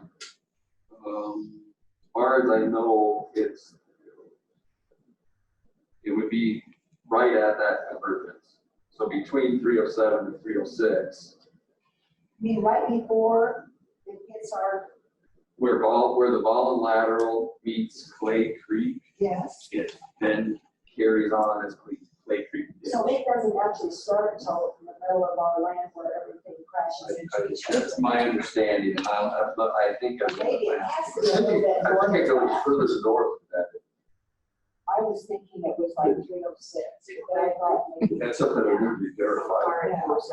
Because there's a lot of people like prompted.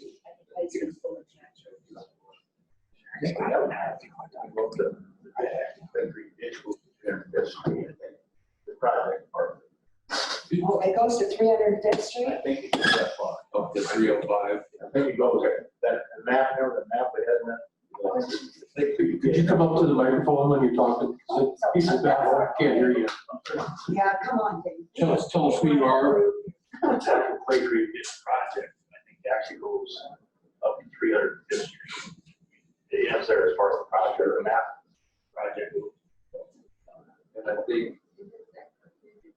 You know, I think the best way to approach something like this is always a holistic approach instead of piecemeal. And, you know, it doesn't do a lot of good to clean your area. If the area south of you isn't clean, it'll actually feel right back in. Yeah. And really, you know, my opinion, I've dealt with a lot of agreements on my other position on the James River Water Development District. And this to me is something that we need to have a little bit of studying done. The floodplain development permits and things like that. And really, I have a coordinated effort. You're gonna get better results. If one is. Yeah. I think what you need to do is wait until the next Clay or Yankton Clay issue. You could have the chairman, Travis Mockler, call a special meeting, and we can do that, because this is not just our money, it's also Clay. So we can, yeah, but the funding can't get The county has their own. right here.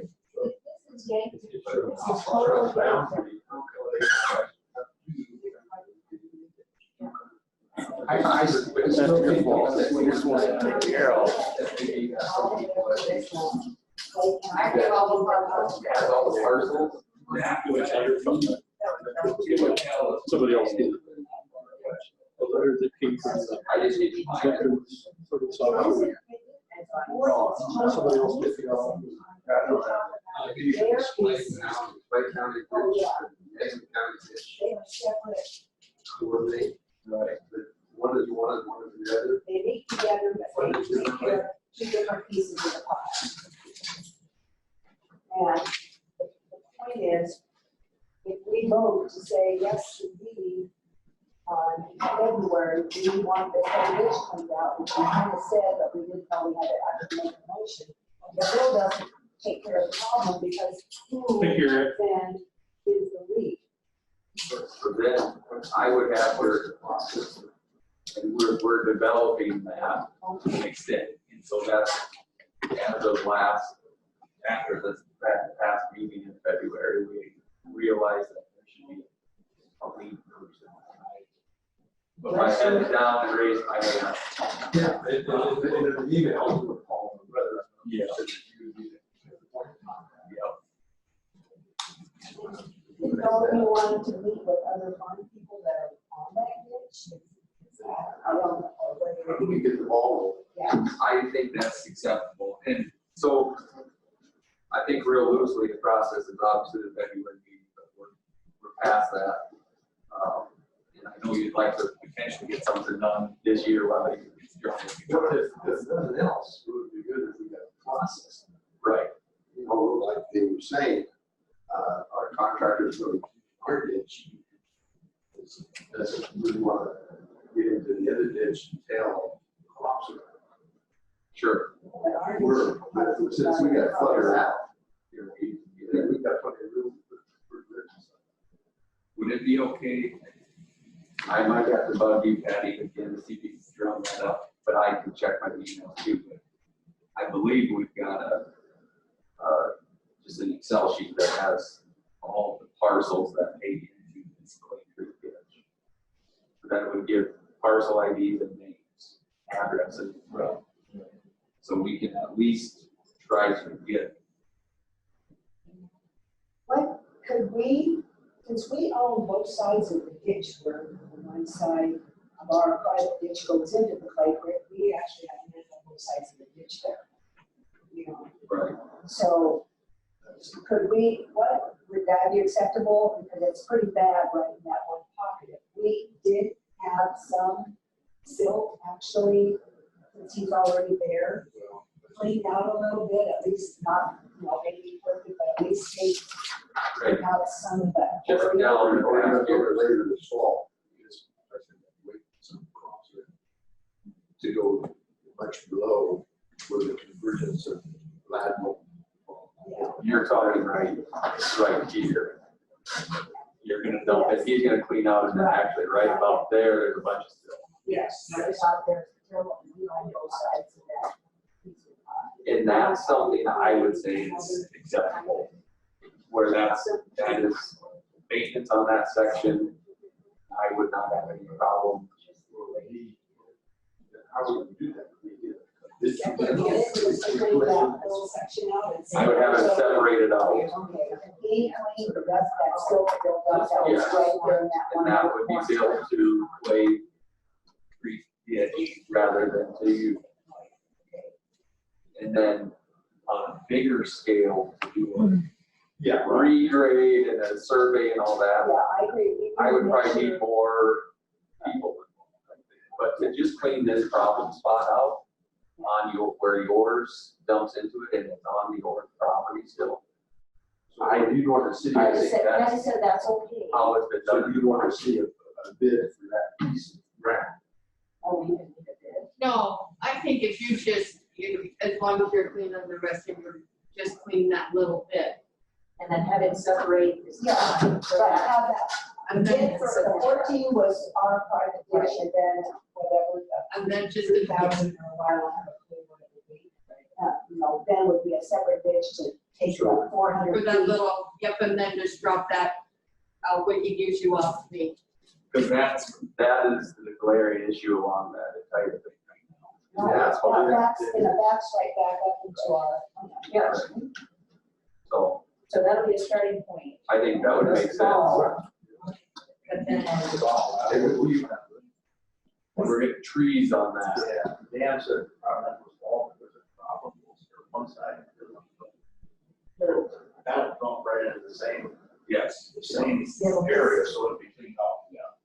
He won't take any dirt. He won't take any dirt out. There's beaver dams and maybe if there's like some slough or something, they'll sweep that out. They let it trees. The main project right now is get trees out of there. If we take that lot, that south part below us, we actually own some of that land on the other side. The lateral would drain better. Absolutely. Too, because it's stopping with that. Yeah, that's gonna help everybody from Ball Lateral and Clay Creek. Okay, so we made it to the Clay Creek ditch. The bill goes to Clay Creek ditch. No, just bring it to my office, so that are you paying it? We're paying for our part. That's the 14,000. Then he'll have to make a special one and put what he's cleaned. So what we'll do is we'll And bring it have to- another bid. Yeah. That is for that With a portion of special the bill Clay for Creek that ditch. piece. Yep, just a separate. bill Now, for- are you good, you're not gonna bid, you're gonna have him do it. Yes. He'll You'll we give a bid, yeah, so it won't be a bid. No, it'll be. Well, And just have him drop, or whoever, just drop it off to the auditor's office. Okay. Well, what we would have him do is put together some type of bid. Yeah, I would. I would be without it. We'll get that bid for our. It's one of those things, it would be nice to see a bid. And that way, we can show that to you even before, That's to fine. make sure you concur. That Perfect. seems to be a fair price. That works. It's the going rate on a per foot. Personally, I'd be okay without the bid, but it's nice to have. We can only operate with that process as long as the up or downstream neighbors don't say, hey, they're spending our money on Oh, their yeah. projects. Yeah. Well, see, that's So a that's that, question. we're spending our particular money to put in the tax.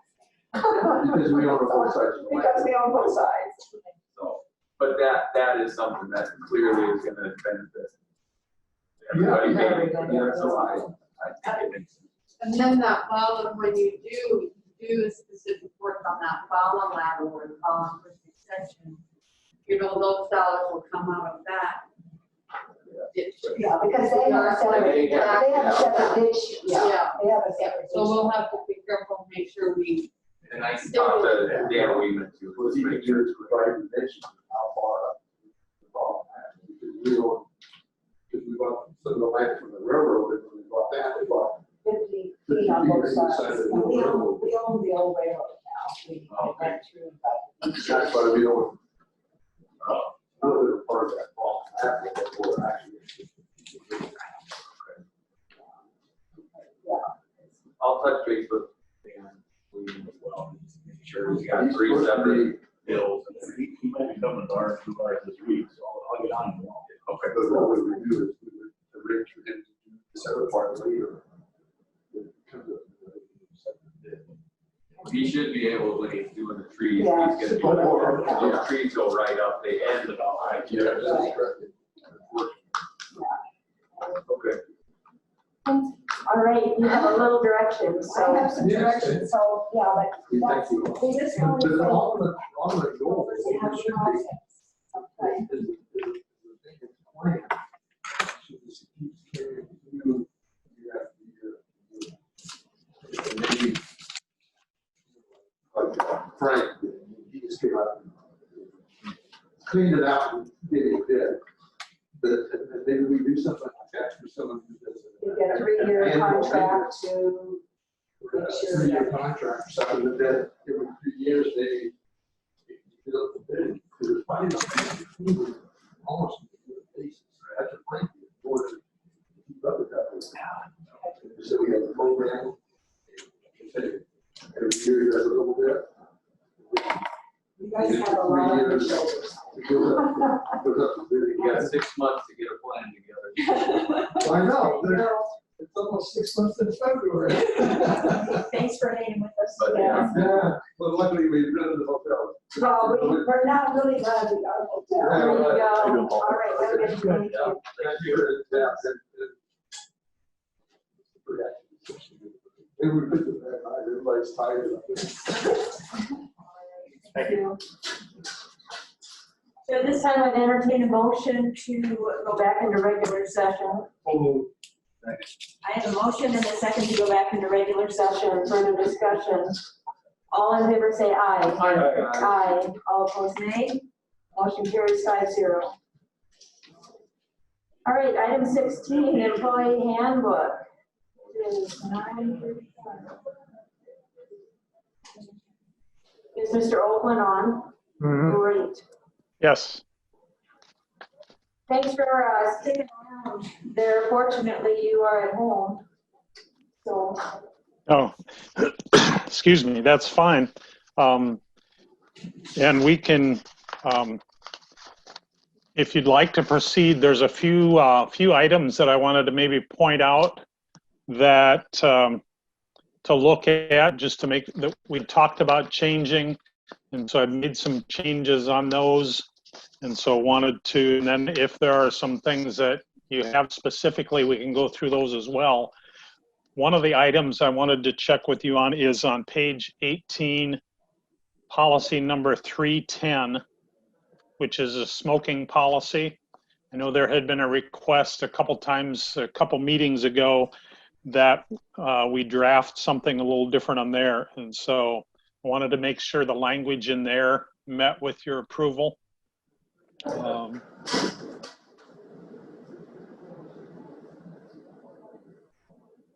What about smokeless tobacco, like chew?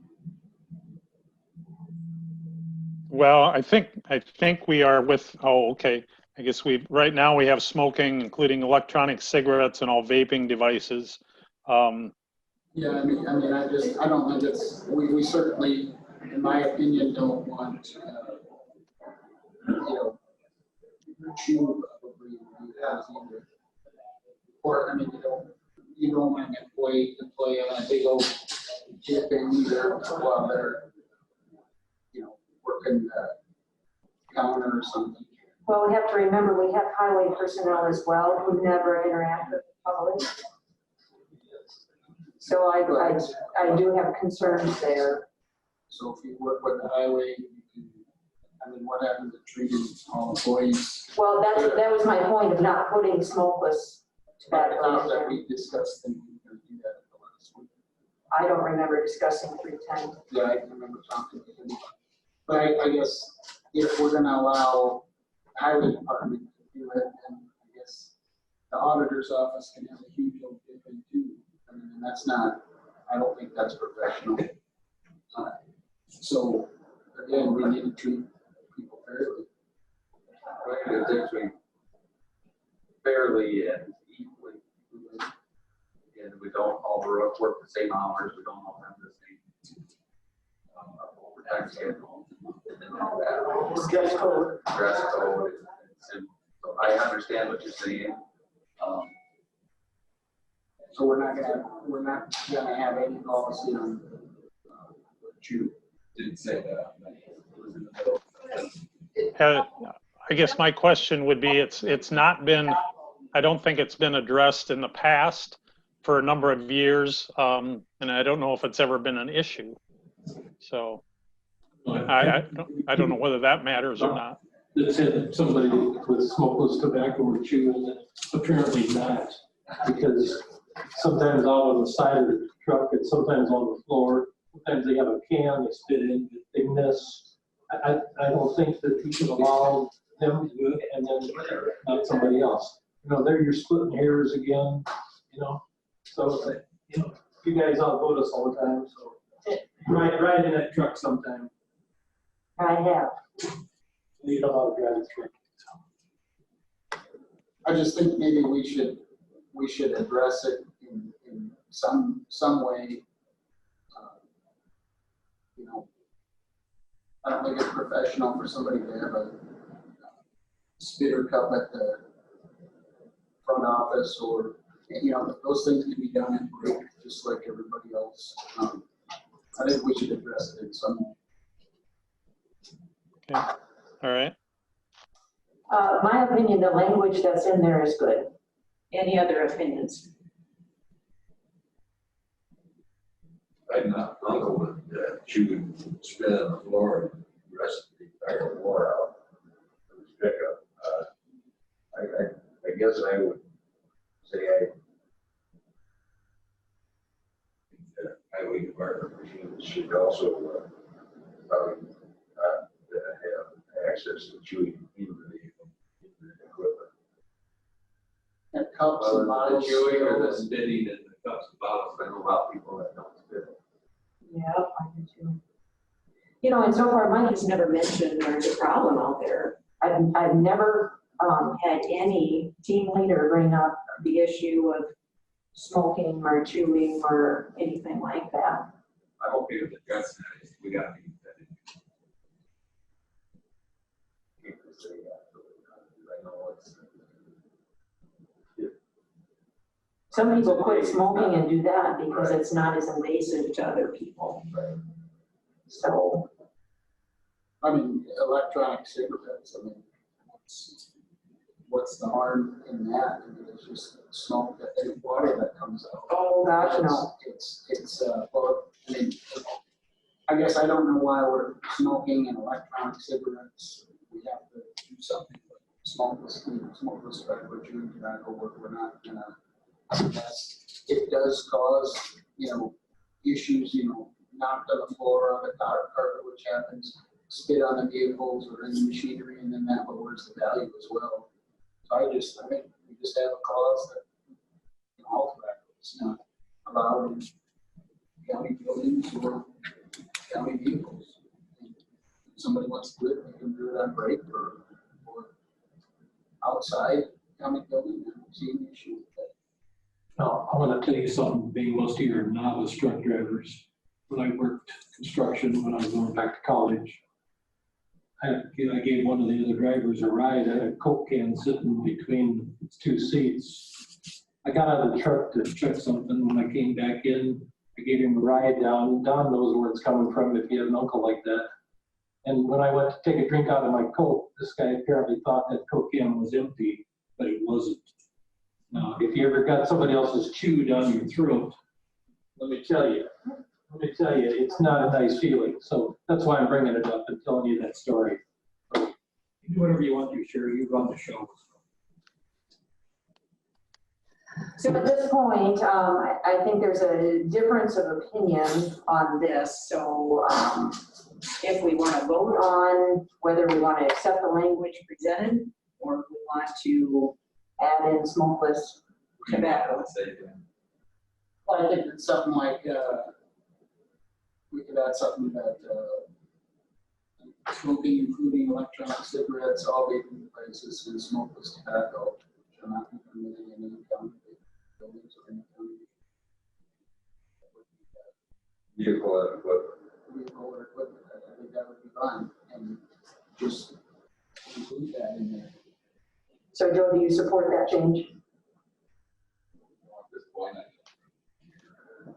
I don't see it as being an issue, but if we want to put it in there. Don? I don't like to see it. Gary?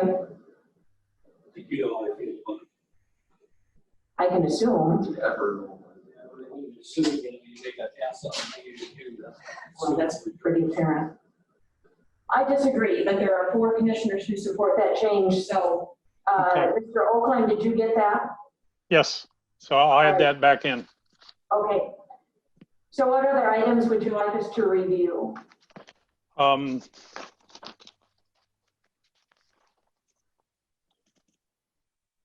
Let's see, I think I mentioned last time on page 23, it's policy 403, item number 13. I think we mentioned this last time, but we added a paragraph in there that individuals who provide volunteer service to any department are considered employees for the purpose of the handbook of those particular policies. So that was a new addition. Then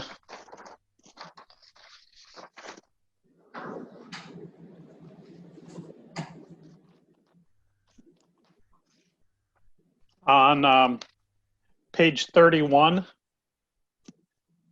policy number 611, the pay plan. The very last paragraph under, the very last section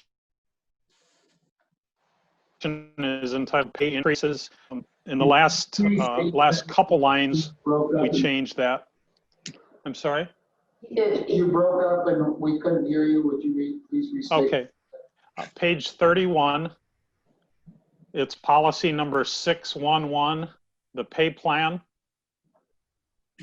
It's the very last paragraph entitled pay increases. And we clarified the last couple lines. It says step increases typically occur following an individual's anniversary. The cost of living or other adjustments to the pay matrix typically occur at the beginning of a new calendar year. So we had wanted to clarify when those increases might take place.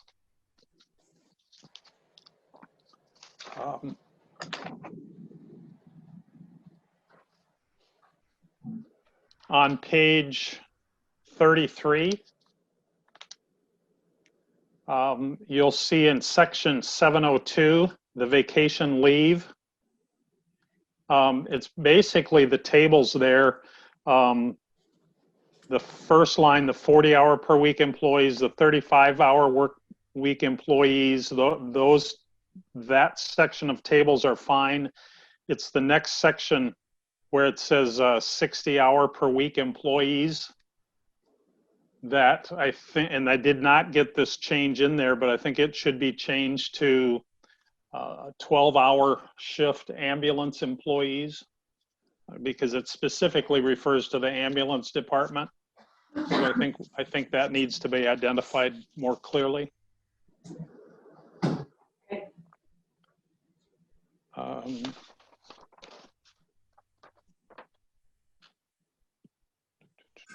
On page 37, section 711, the military leave. Item number 3. There was a question on whether, well, we added this paragraph in there, clarified this, so employees who miss work for annual military training will be paid the difference between their military pay and their county pay for up to 2 weeks if the county pay is higher and if the employee provides documentation of their military pay for that time period. So there was a desire to make sure we made those individuals whole or paid the difference. So Don, does that mean that language? Okay. It does, thank you. Now, on that same section, if you go back to number 1, okay, and you read that, in there it says without pay.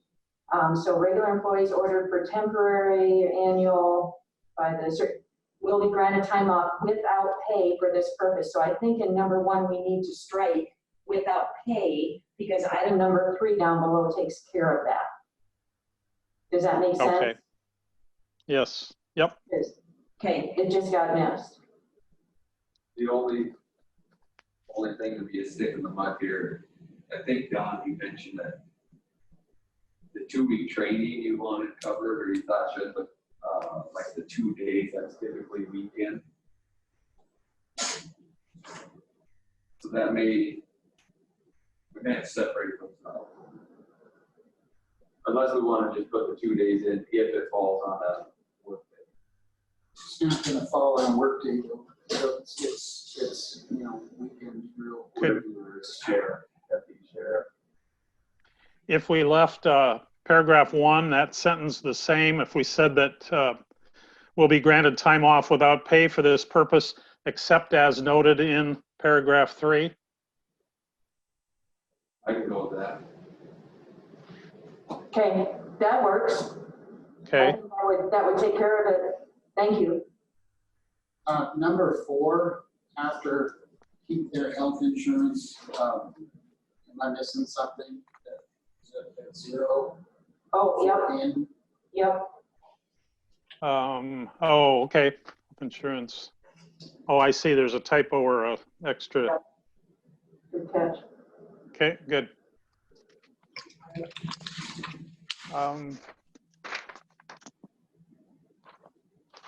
On page 39, it's under the paragraph towards the bottom. It says time off for FMLA.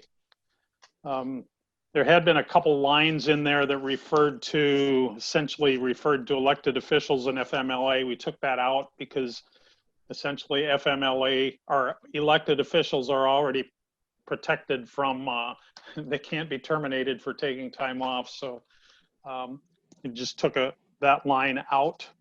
So it seemed like it cleared things up a little easier. So on page 43,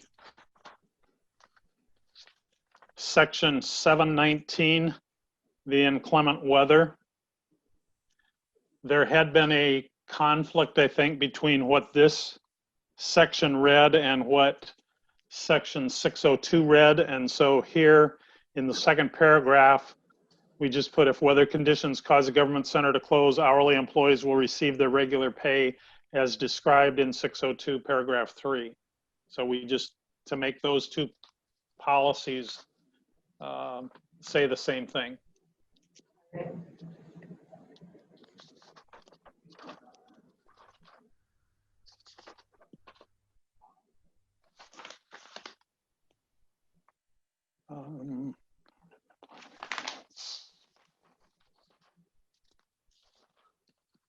I think those are the ones that I had marked as that we wanted to change from last time.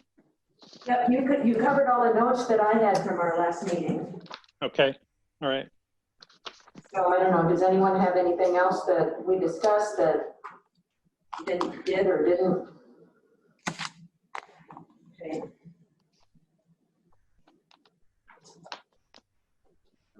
I didn't know for 704 unless we went through that already.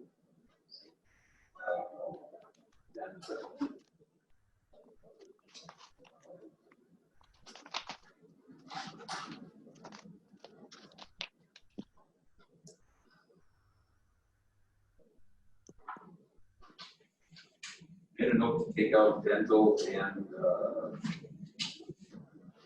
life insurance. Don't need it.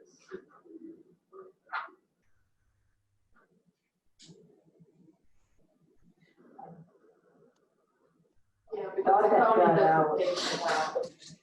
Number 8 is what it was in. It was in. Yeah. Yeah, it got taken out. Okay, okay. Yep. Alrighty. Well, there being no additional comments or changes to that, would it be okay if you made those changes and then emailed it out? And then the county commission can then schedule a time to formally adopt it and decide when it takes effect. All right. I can do that. That'd be great. I'll get those changes made and back to you in the next day or two. That'd be great. And then I will have them forwarded to the other 4 commissioners. And then we will schedule us to take formal action on it. So. All right. Very good. Thank you. Thank you. It was a lot of going back and forth, but I think we have a document that will work. Okay. Very good. All righty, sir. Have a good evening. Thank you. Thanks, Dan. Okay. That was item 16, and now we are at item 17, which is a wheel tax discussion and decision. And it is 9:55. So I think if it's okay with the other commissioners, I'll take public comment first. And then we'll discuss it if that's fine. Okay, All right. Mr. Jensen, come on up. It's public comment time.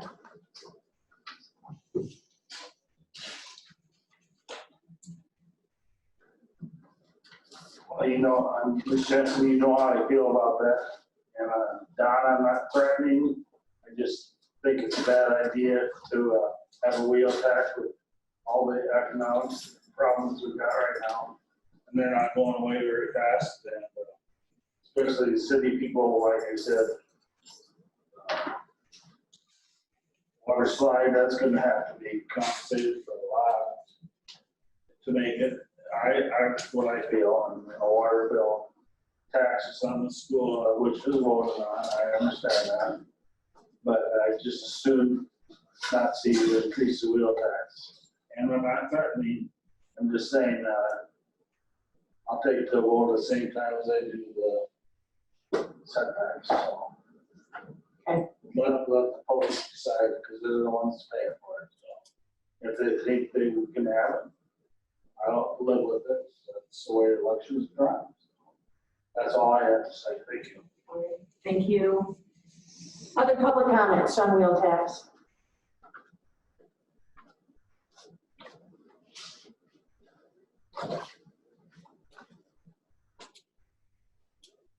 Robert Frame. I've lived in this county for 70-some years. And when I was young, in my grade school and into high school, we had some of the best roads in the southern part of South Dakota. And Highway 309, old Highway 50, I can remember in '69, they rebuilt it. And we just give it a portion of that. Yeah, and that's 69 to 99 is a hell of a long time. And thank somebody getting something done finally, because I watched people on boards and, oh no, we can't do anything. We can't spend any money. We can't do anything. And that was back when it didn't cost much. And it's just kicking the can down the road so long. Thank God you finally got something done. And it's very good. Because I drive on it now on that and do that, and it's and good. But the wheel tech, you have so few options to getting and raising any money. And there's people in this township or county that right now we're gonna sue you. If you take and put a penny of tax on us, and that's why we've got roads that needed to be done for 40 years, like the Walsh Town, and that's coming up, I believe. And that needs it too. And we've gotta try. And if people don't have any thoughts or anything on getting something done for this town, county or townships and stuff, I don't know what you can do. You have to try, and if those people go and sue you, at least you tried to do something. And thank you very much for trying to do something. Thank you. Public comment? Okay. Anyone else care to make a public comment on the wheel tax discussion? No? All right, public comment is closed. Bring it back to the commission for discussion. So we discussed our options. Currently, we have 4 wheels taxed at $4. So my Jeep, I pay $16. We can go up to a maximum of 12 wheels and a maximum of $5 per wheel. That is our ceiling according to state law. So that would be $60. Under that scenario, my Jeep would cost $20 instead of $16. So that's $4 increase on a normal passenger vehicle. I'll open it up to the other commissioners, share opinions. I'm not sure if we need to discuss this for an hour. I think most of us have probably come to conclusions. So would anyone else care to speak? Or make a motion? What was the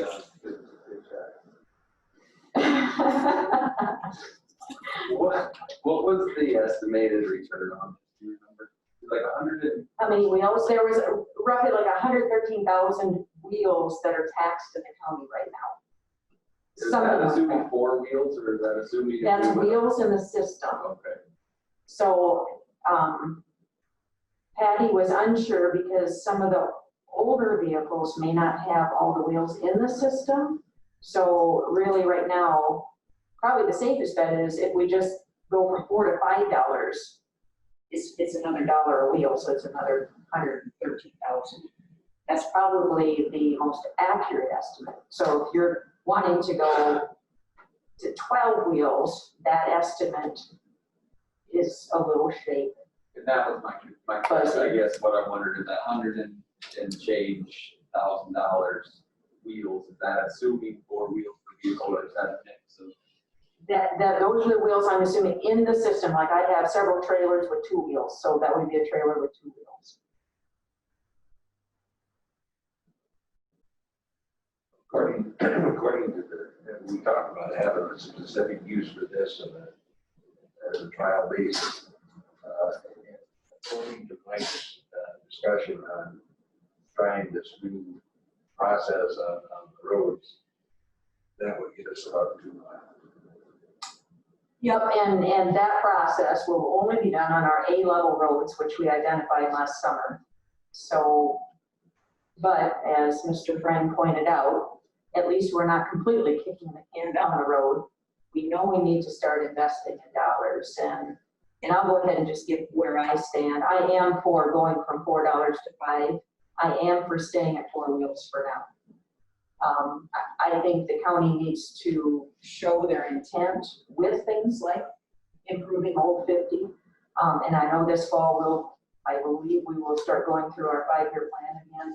That's probably on Mike's list to start putting together and having public meetings for.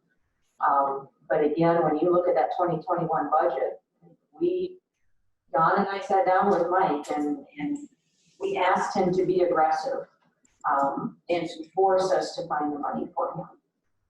because we know we're behind. And every road we can chip seal or do that half-inch overlay is a road, to me, that will last much longer than if we keep putting this off. So my stance, go from $4 to $5, leave the wheels at 4. I guess I kind of gotta agree with Don, it's, you know, why, it's the heavy trucks that are doing all the damage, why are they not paying their fair share? I mean, all the feedback I got is that the heavy trucks, we all know it, are causing the damage. If the goal is to get funding, why wouldn't you go to the 12 wheels? And it doesn't, because we're gonna have to do that in a few years anyway. So I guess going to 12 doesn't affect the vast majority of people.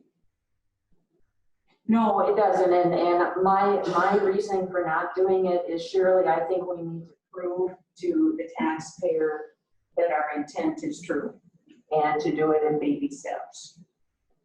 You know, I would agree with that, and, you know, Dan, as far as trucks, you know, it's a valid point, and to be honest, I think last time, what did I say, I registered a truck, cost transfer title and registration, $2,400 before I got out of here. Don't want to bid beyond that, probably not. You know, gonna make or break. Where it does start to add up, and where I guess I would support $5 4 wheels, at least to start with. It would be several reasons. One, probably the most glaring reason is I fully expect that we stick some money into some road projects. We show what our intention is. We prove this out, and we will be coming back to ask for money next year. And I have a concern with having a sizable tax increase this year, whether it's shared by all or some, and then coming back and asking more. And I look at you know, farmers, business owners and whatnot. And if I went around and counted the wheels on our property, it would start to add up. And then if you come back for a property tax increase, you get 20 almost. And I could certainly be persuaded to the 12 wheels, but I think I would support the 5-wheel approach, or $5 4-wheel approach right now. I want to address something that the district said here, just trying to justify. I'm sick of taxes. There's been a lot of asks for increases lately. I would ask that you look at the $5 a wheel increase from $4 to $5 in the manner that I see it. If everybody has to pay $4 more for their vehicles a year, it's hopefully not that burdensome, but that $4 may save us dividends down the road, because our big improvement score will increase through the state grant program, which is a competitive bid program. So the higher we can get our score, the more chance that we're going to get state funding sent back down to us. So if we increase our taxes cumulatively by $150,000 in the county, next year we might get $2.5 million from the state coming back towards bridge improvements or repair or replacement. So that's kind of how I can justify going to that $5 without much hesitation. Sure, I understand. You have a semi, right? Yes. And a trailer? Yes. And the trailer, does it have permanent plates? Yes. Okay. And you only pay one time on that, correct? You pay the wheel tax one time. One time, okay. So if you have that trailer for 30 years, you only pay wheel tax one time. Correct. And I provided that information from Patty Rogers last time we talked about this.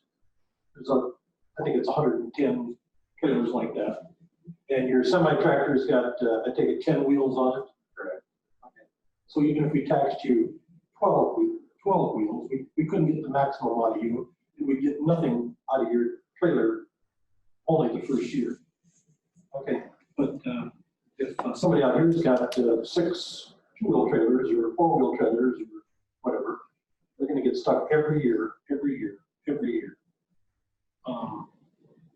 Got a fair tax, and of course, life isn't fair. But I provided the information last time, and I'm not gonna support another tax. Like I said, 2 pandemic, 2 floods. There's other ways to save money. One of them, talked about before, with no raises for 2 years. And I believe that we can save money rather than taxing people. You already know how I feel about this tax. Right, and I understand that, Gary, and I don't try to. You're trying to be. Can I talk, Gary? Thank you. I don't take taxing lightly, but again, I look at it as an ROI, and we cannot save enough money. But if you have a fleet of semis with trailers, Gary, say you had 12 of them, you wouldn't be paying tax on any of them. The county has zero to do with that portion trailer. I know it is, That's I the know it state. doesn't, but I'm just saying, Taking you up with can't your collect it. legislation, please. Now, I'm looking at this. And we had money in bridge fund before, and it was stolen by other people, other commissioners, so. Not if you per put it se. in there, what good is it gonna do to put it in there? It'll be stolen again. Joe, go ahead. I'm looking at it as an ROI for us to save the amount of money that could possibly be handed to us. And every semi does a damage of 9,600 cars. So are One there- semi, one loaded semi, 80,000 pounds, does a damage of 9,600 cars. Quit talking over the top of me, youngster. Don, do you have any comments before I entertain some type of motion on this? I support the going to 5, but next year the idea that we like we do maximum $6. Okay. Dan? Doesn't matter what I say, I'm gonna get outvoted anyway. Let's vote. Based on that. We don't even have a motion on the Proposing table. 12 wheels. Or you just. So at this time, I would entertain a motion. Would anyone care to make a motion? I got one question. Sure. Can we put this on the November ballot? No. No. Too late. When was it? If it wasn't too late, we could though. No, it's too late, you gotta have It some. was in August, or it was in July, I believe. Correct. But if it wasn't too late, we could have. Yes. Gotcha. Yep. Well, I mean, you make a motion and you have to have 2/3 of the group to own it. And then I believe, I'm not sure, I'll have to ask, but I believe the petition has to be filed before you put on. Because you've made a decision. We can't proactively just say we want to put wheel tax. I don't believe. It's gotta be, okay, I checked with the state, you can't do that. okay. Answer my question. Thank you. And I think that's a good comment, if we're already looking at tax opt-outs for next year, which like they mentioned, I think we should look at being proactive and putting that on at least the primary, if not the general election for next year. There will be, there'll be no. Let me know. So I would move that we increase the wheel tax to $5 per wheel, limited at 4 wheels, maximum $20. Second. I have a motion and a second to increase the wheel tax to $5 on 4 wheels, maximum $20 per vehicle. Further discussion. And Betty, you said this is a super majority. Isn't it 2/3, right? I believe so. I don't think it is. I don't think it is. It isn't a super majority on this vote, no. I don't believe it said, I'm struggling to remember what the wheel tax number is. I thought it was just a majority. Majority.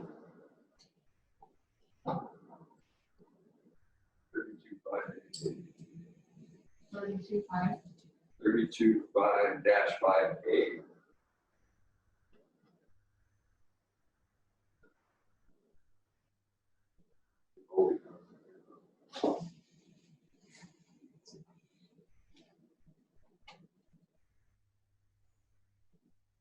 See, it stated that it was required to be 2/3.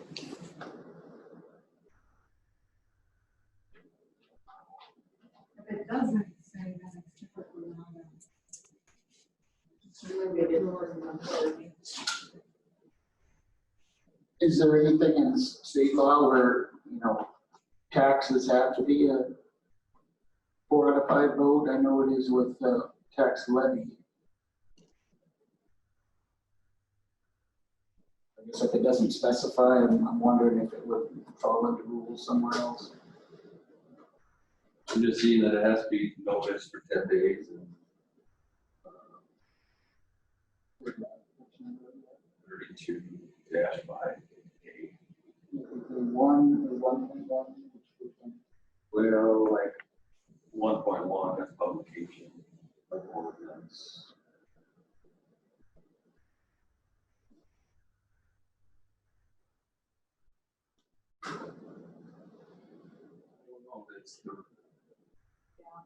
If you read 32-5-5A-1, is that each county may by ordinance impose a wheel tax on all motor vehicles?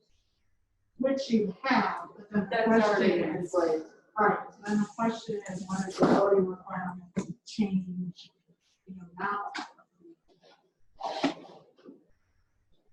So I don't think we can just amend an ordinance. We actually have to have a numbered ordinance. Yep. Are you gonna check with Rob? You already have, We have the ordinance. We're just you're just looking changing. to increase the dollar amount. Correct. So, okay.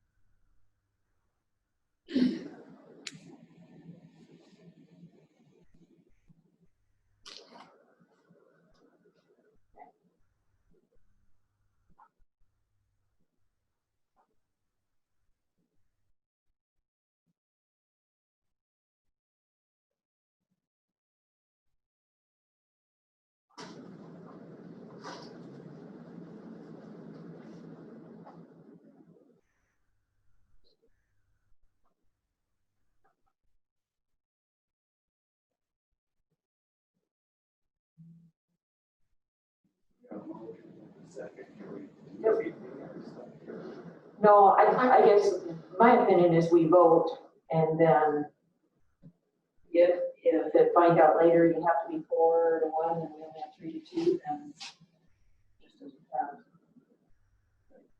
But anyway, nowhere in there when I read about wheel tax did I see that it had to be, It doesn't say it has to be a 2/3. supermajority. so it just has to be approved. Yeah. So we have a motion and a second on the table to increase our wheel tax from $4 to $5. You're gonna leave the wheels at 4. Further discussion.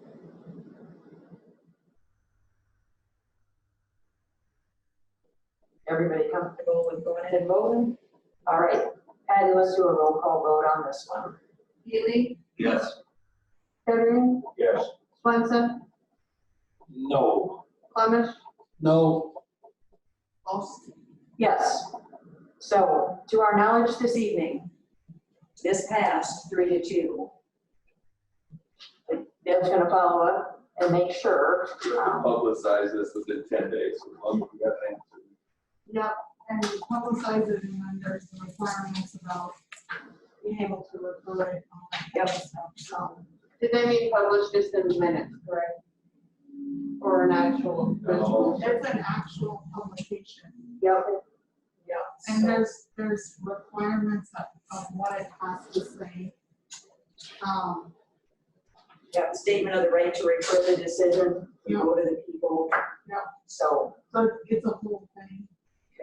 That I can talk to you about tomorrow. Okay, sounds good. All right. Item 18, public comment.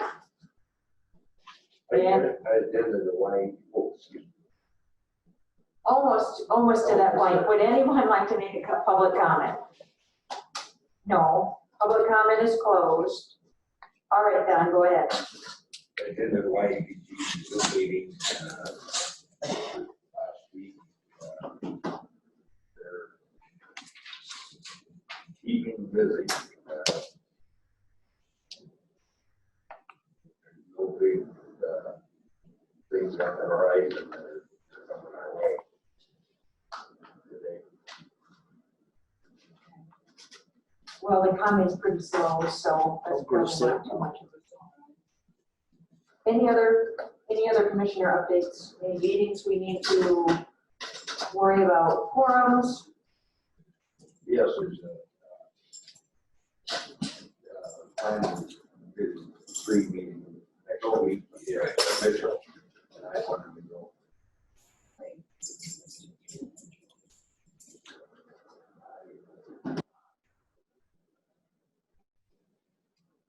And then if you were coming, someone told me about the economy meeting. Yep. What day was that? It's 27th? It's the next day. Yep, August 27th. Yep, I'm going to that. Okay. So it'll be at the county fairgrounds. Turner County, a little town, Lennox. Anything else? I've got a conference call with Washington DC tomorrow. We've been having them about every 2 weeks. So I think the last time I was 702 on the attendance, and then there were still more people that jumped in. So they have a pretty good following. I'll keep you informed of what they talk about tomorrow. All right, at this time, I would entertain a motion to go into executive session for litigation. So Not quite done yet. SDCL 1-25-2, subpart 3, and for personnel issue 1-25-2, subpart 1, and for relief 125-2, 2813, and 2813-1.3. Gary said so moved. Do I have a second? Joe said second. So I have a motion to go into executive session. Further discussion. All in favor say aye. Aye. All opposed nay. Motion carries 5-0. We are now in executive session.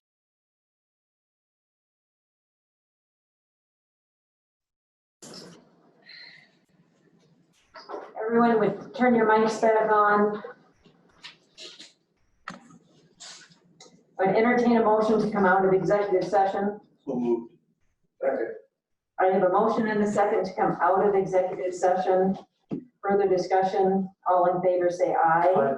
Aye. Aye. All opposed nay. Motion carries. We are now back in regular session. Move that we deny the request for relief in case of I have a motion and a second to deny for relief to case 1. Further discussion. All in favor say aye. Aye. Aye. All opposed nay. Motion carries.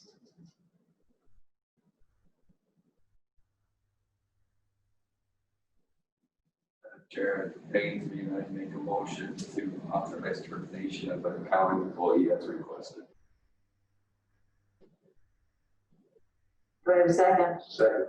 I have a motion and a second to authorize termination of a county employee. Further discussion. All in favor say aye. Aye. Aye. All opposed nay. Nay. So it's 4-1.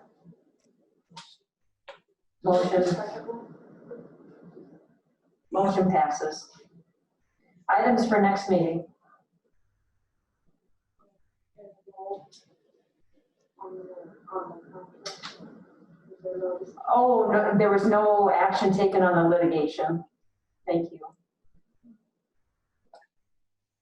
Items for next meeting. So we'll have the capital again? Yep, so we'll have that. Sure there'll be some planning and zoning stuff. I don't remember anything from this agenda we need to be delayed. Oh, just that, There's a flat. Oh, the Deerfield one, that'll be up to, she'll let us. that'll be planning and zoning. All right. Oh. I might have an HRA deal, but not sure on that yet. At this time, I would entertain a motion to adjourn. I have a motion and a second to adjourn. Further discussion?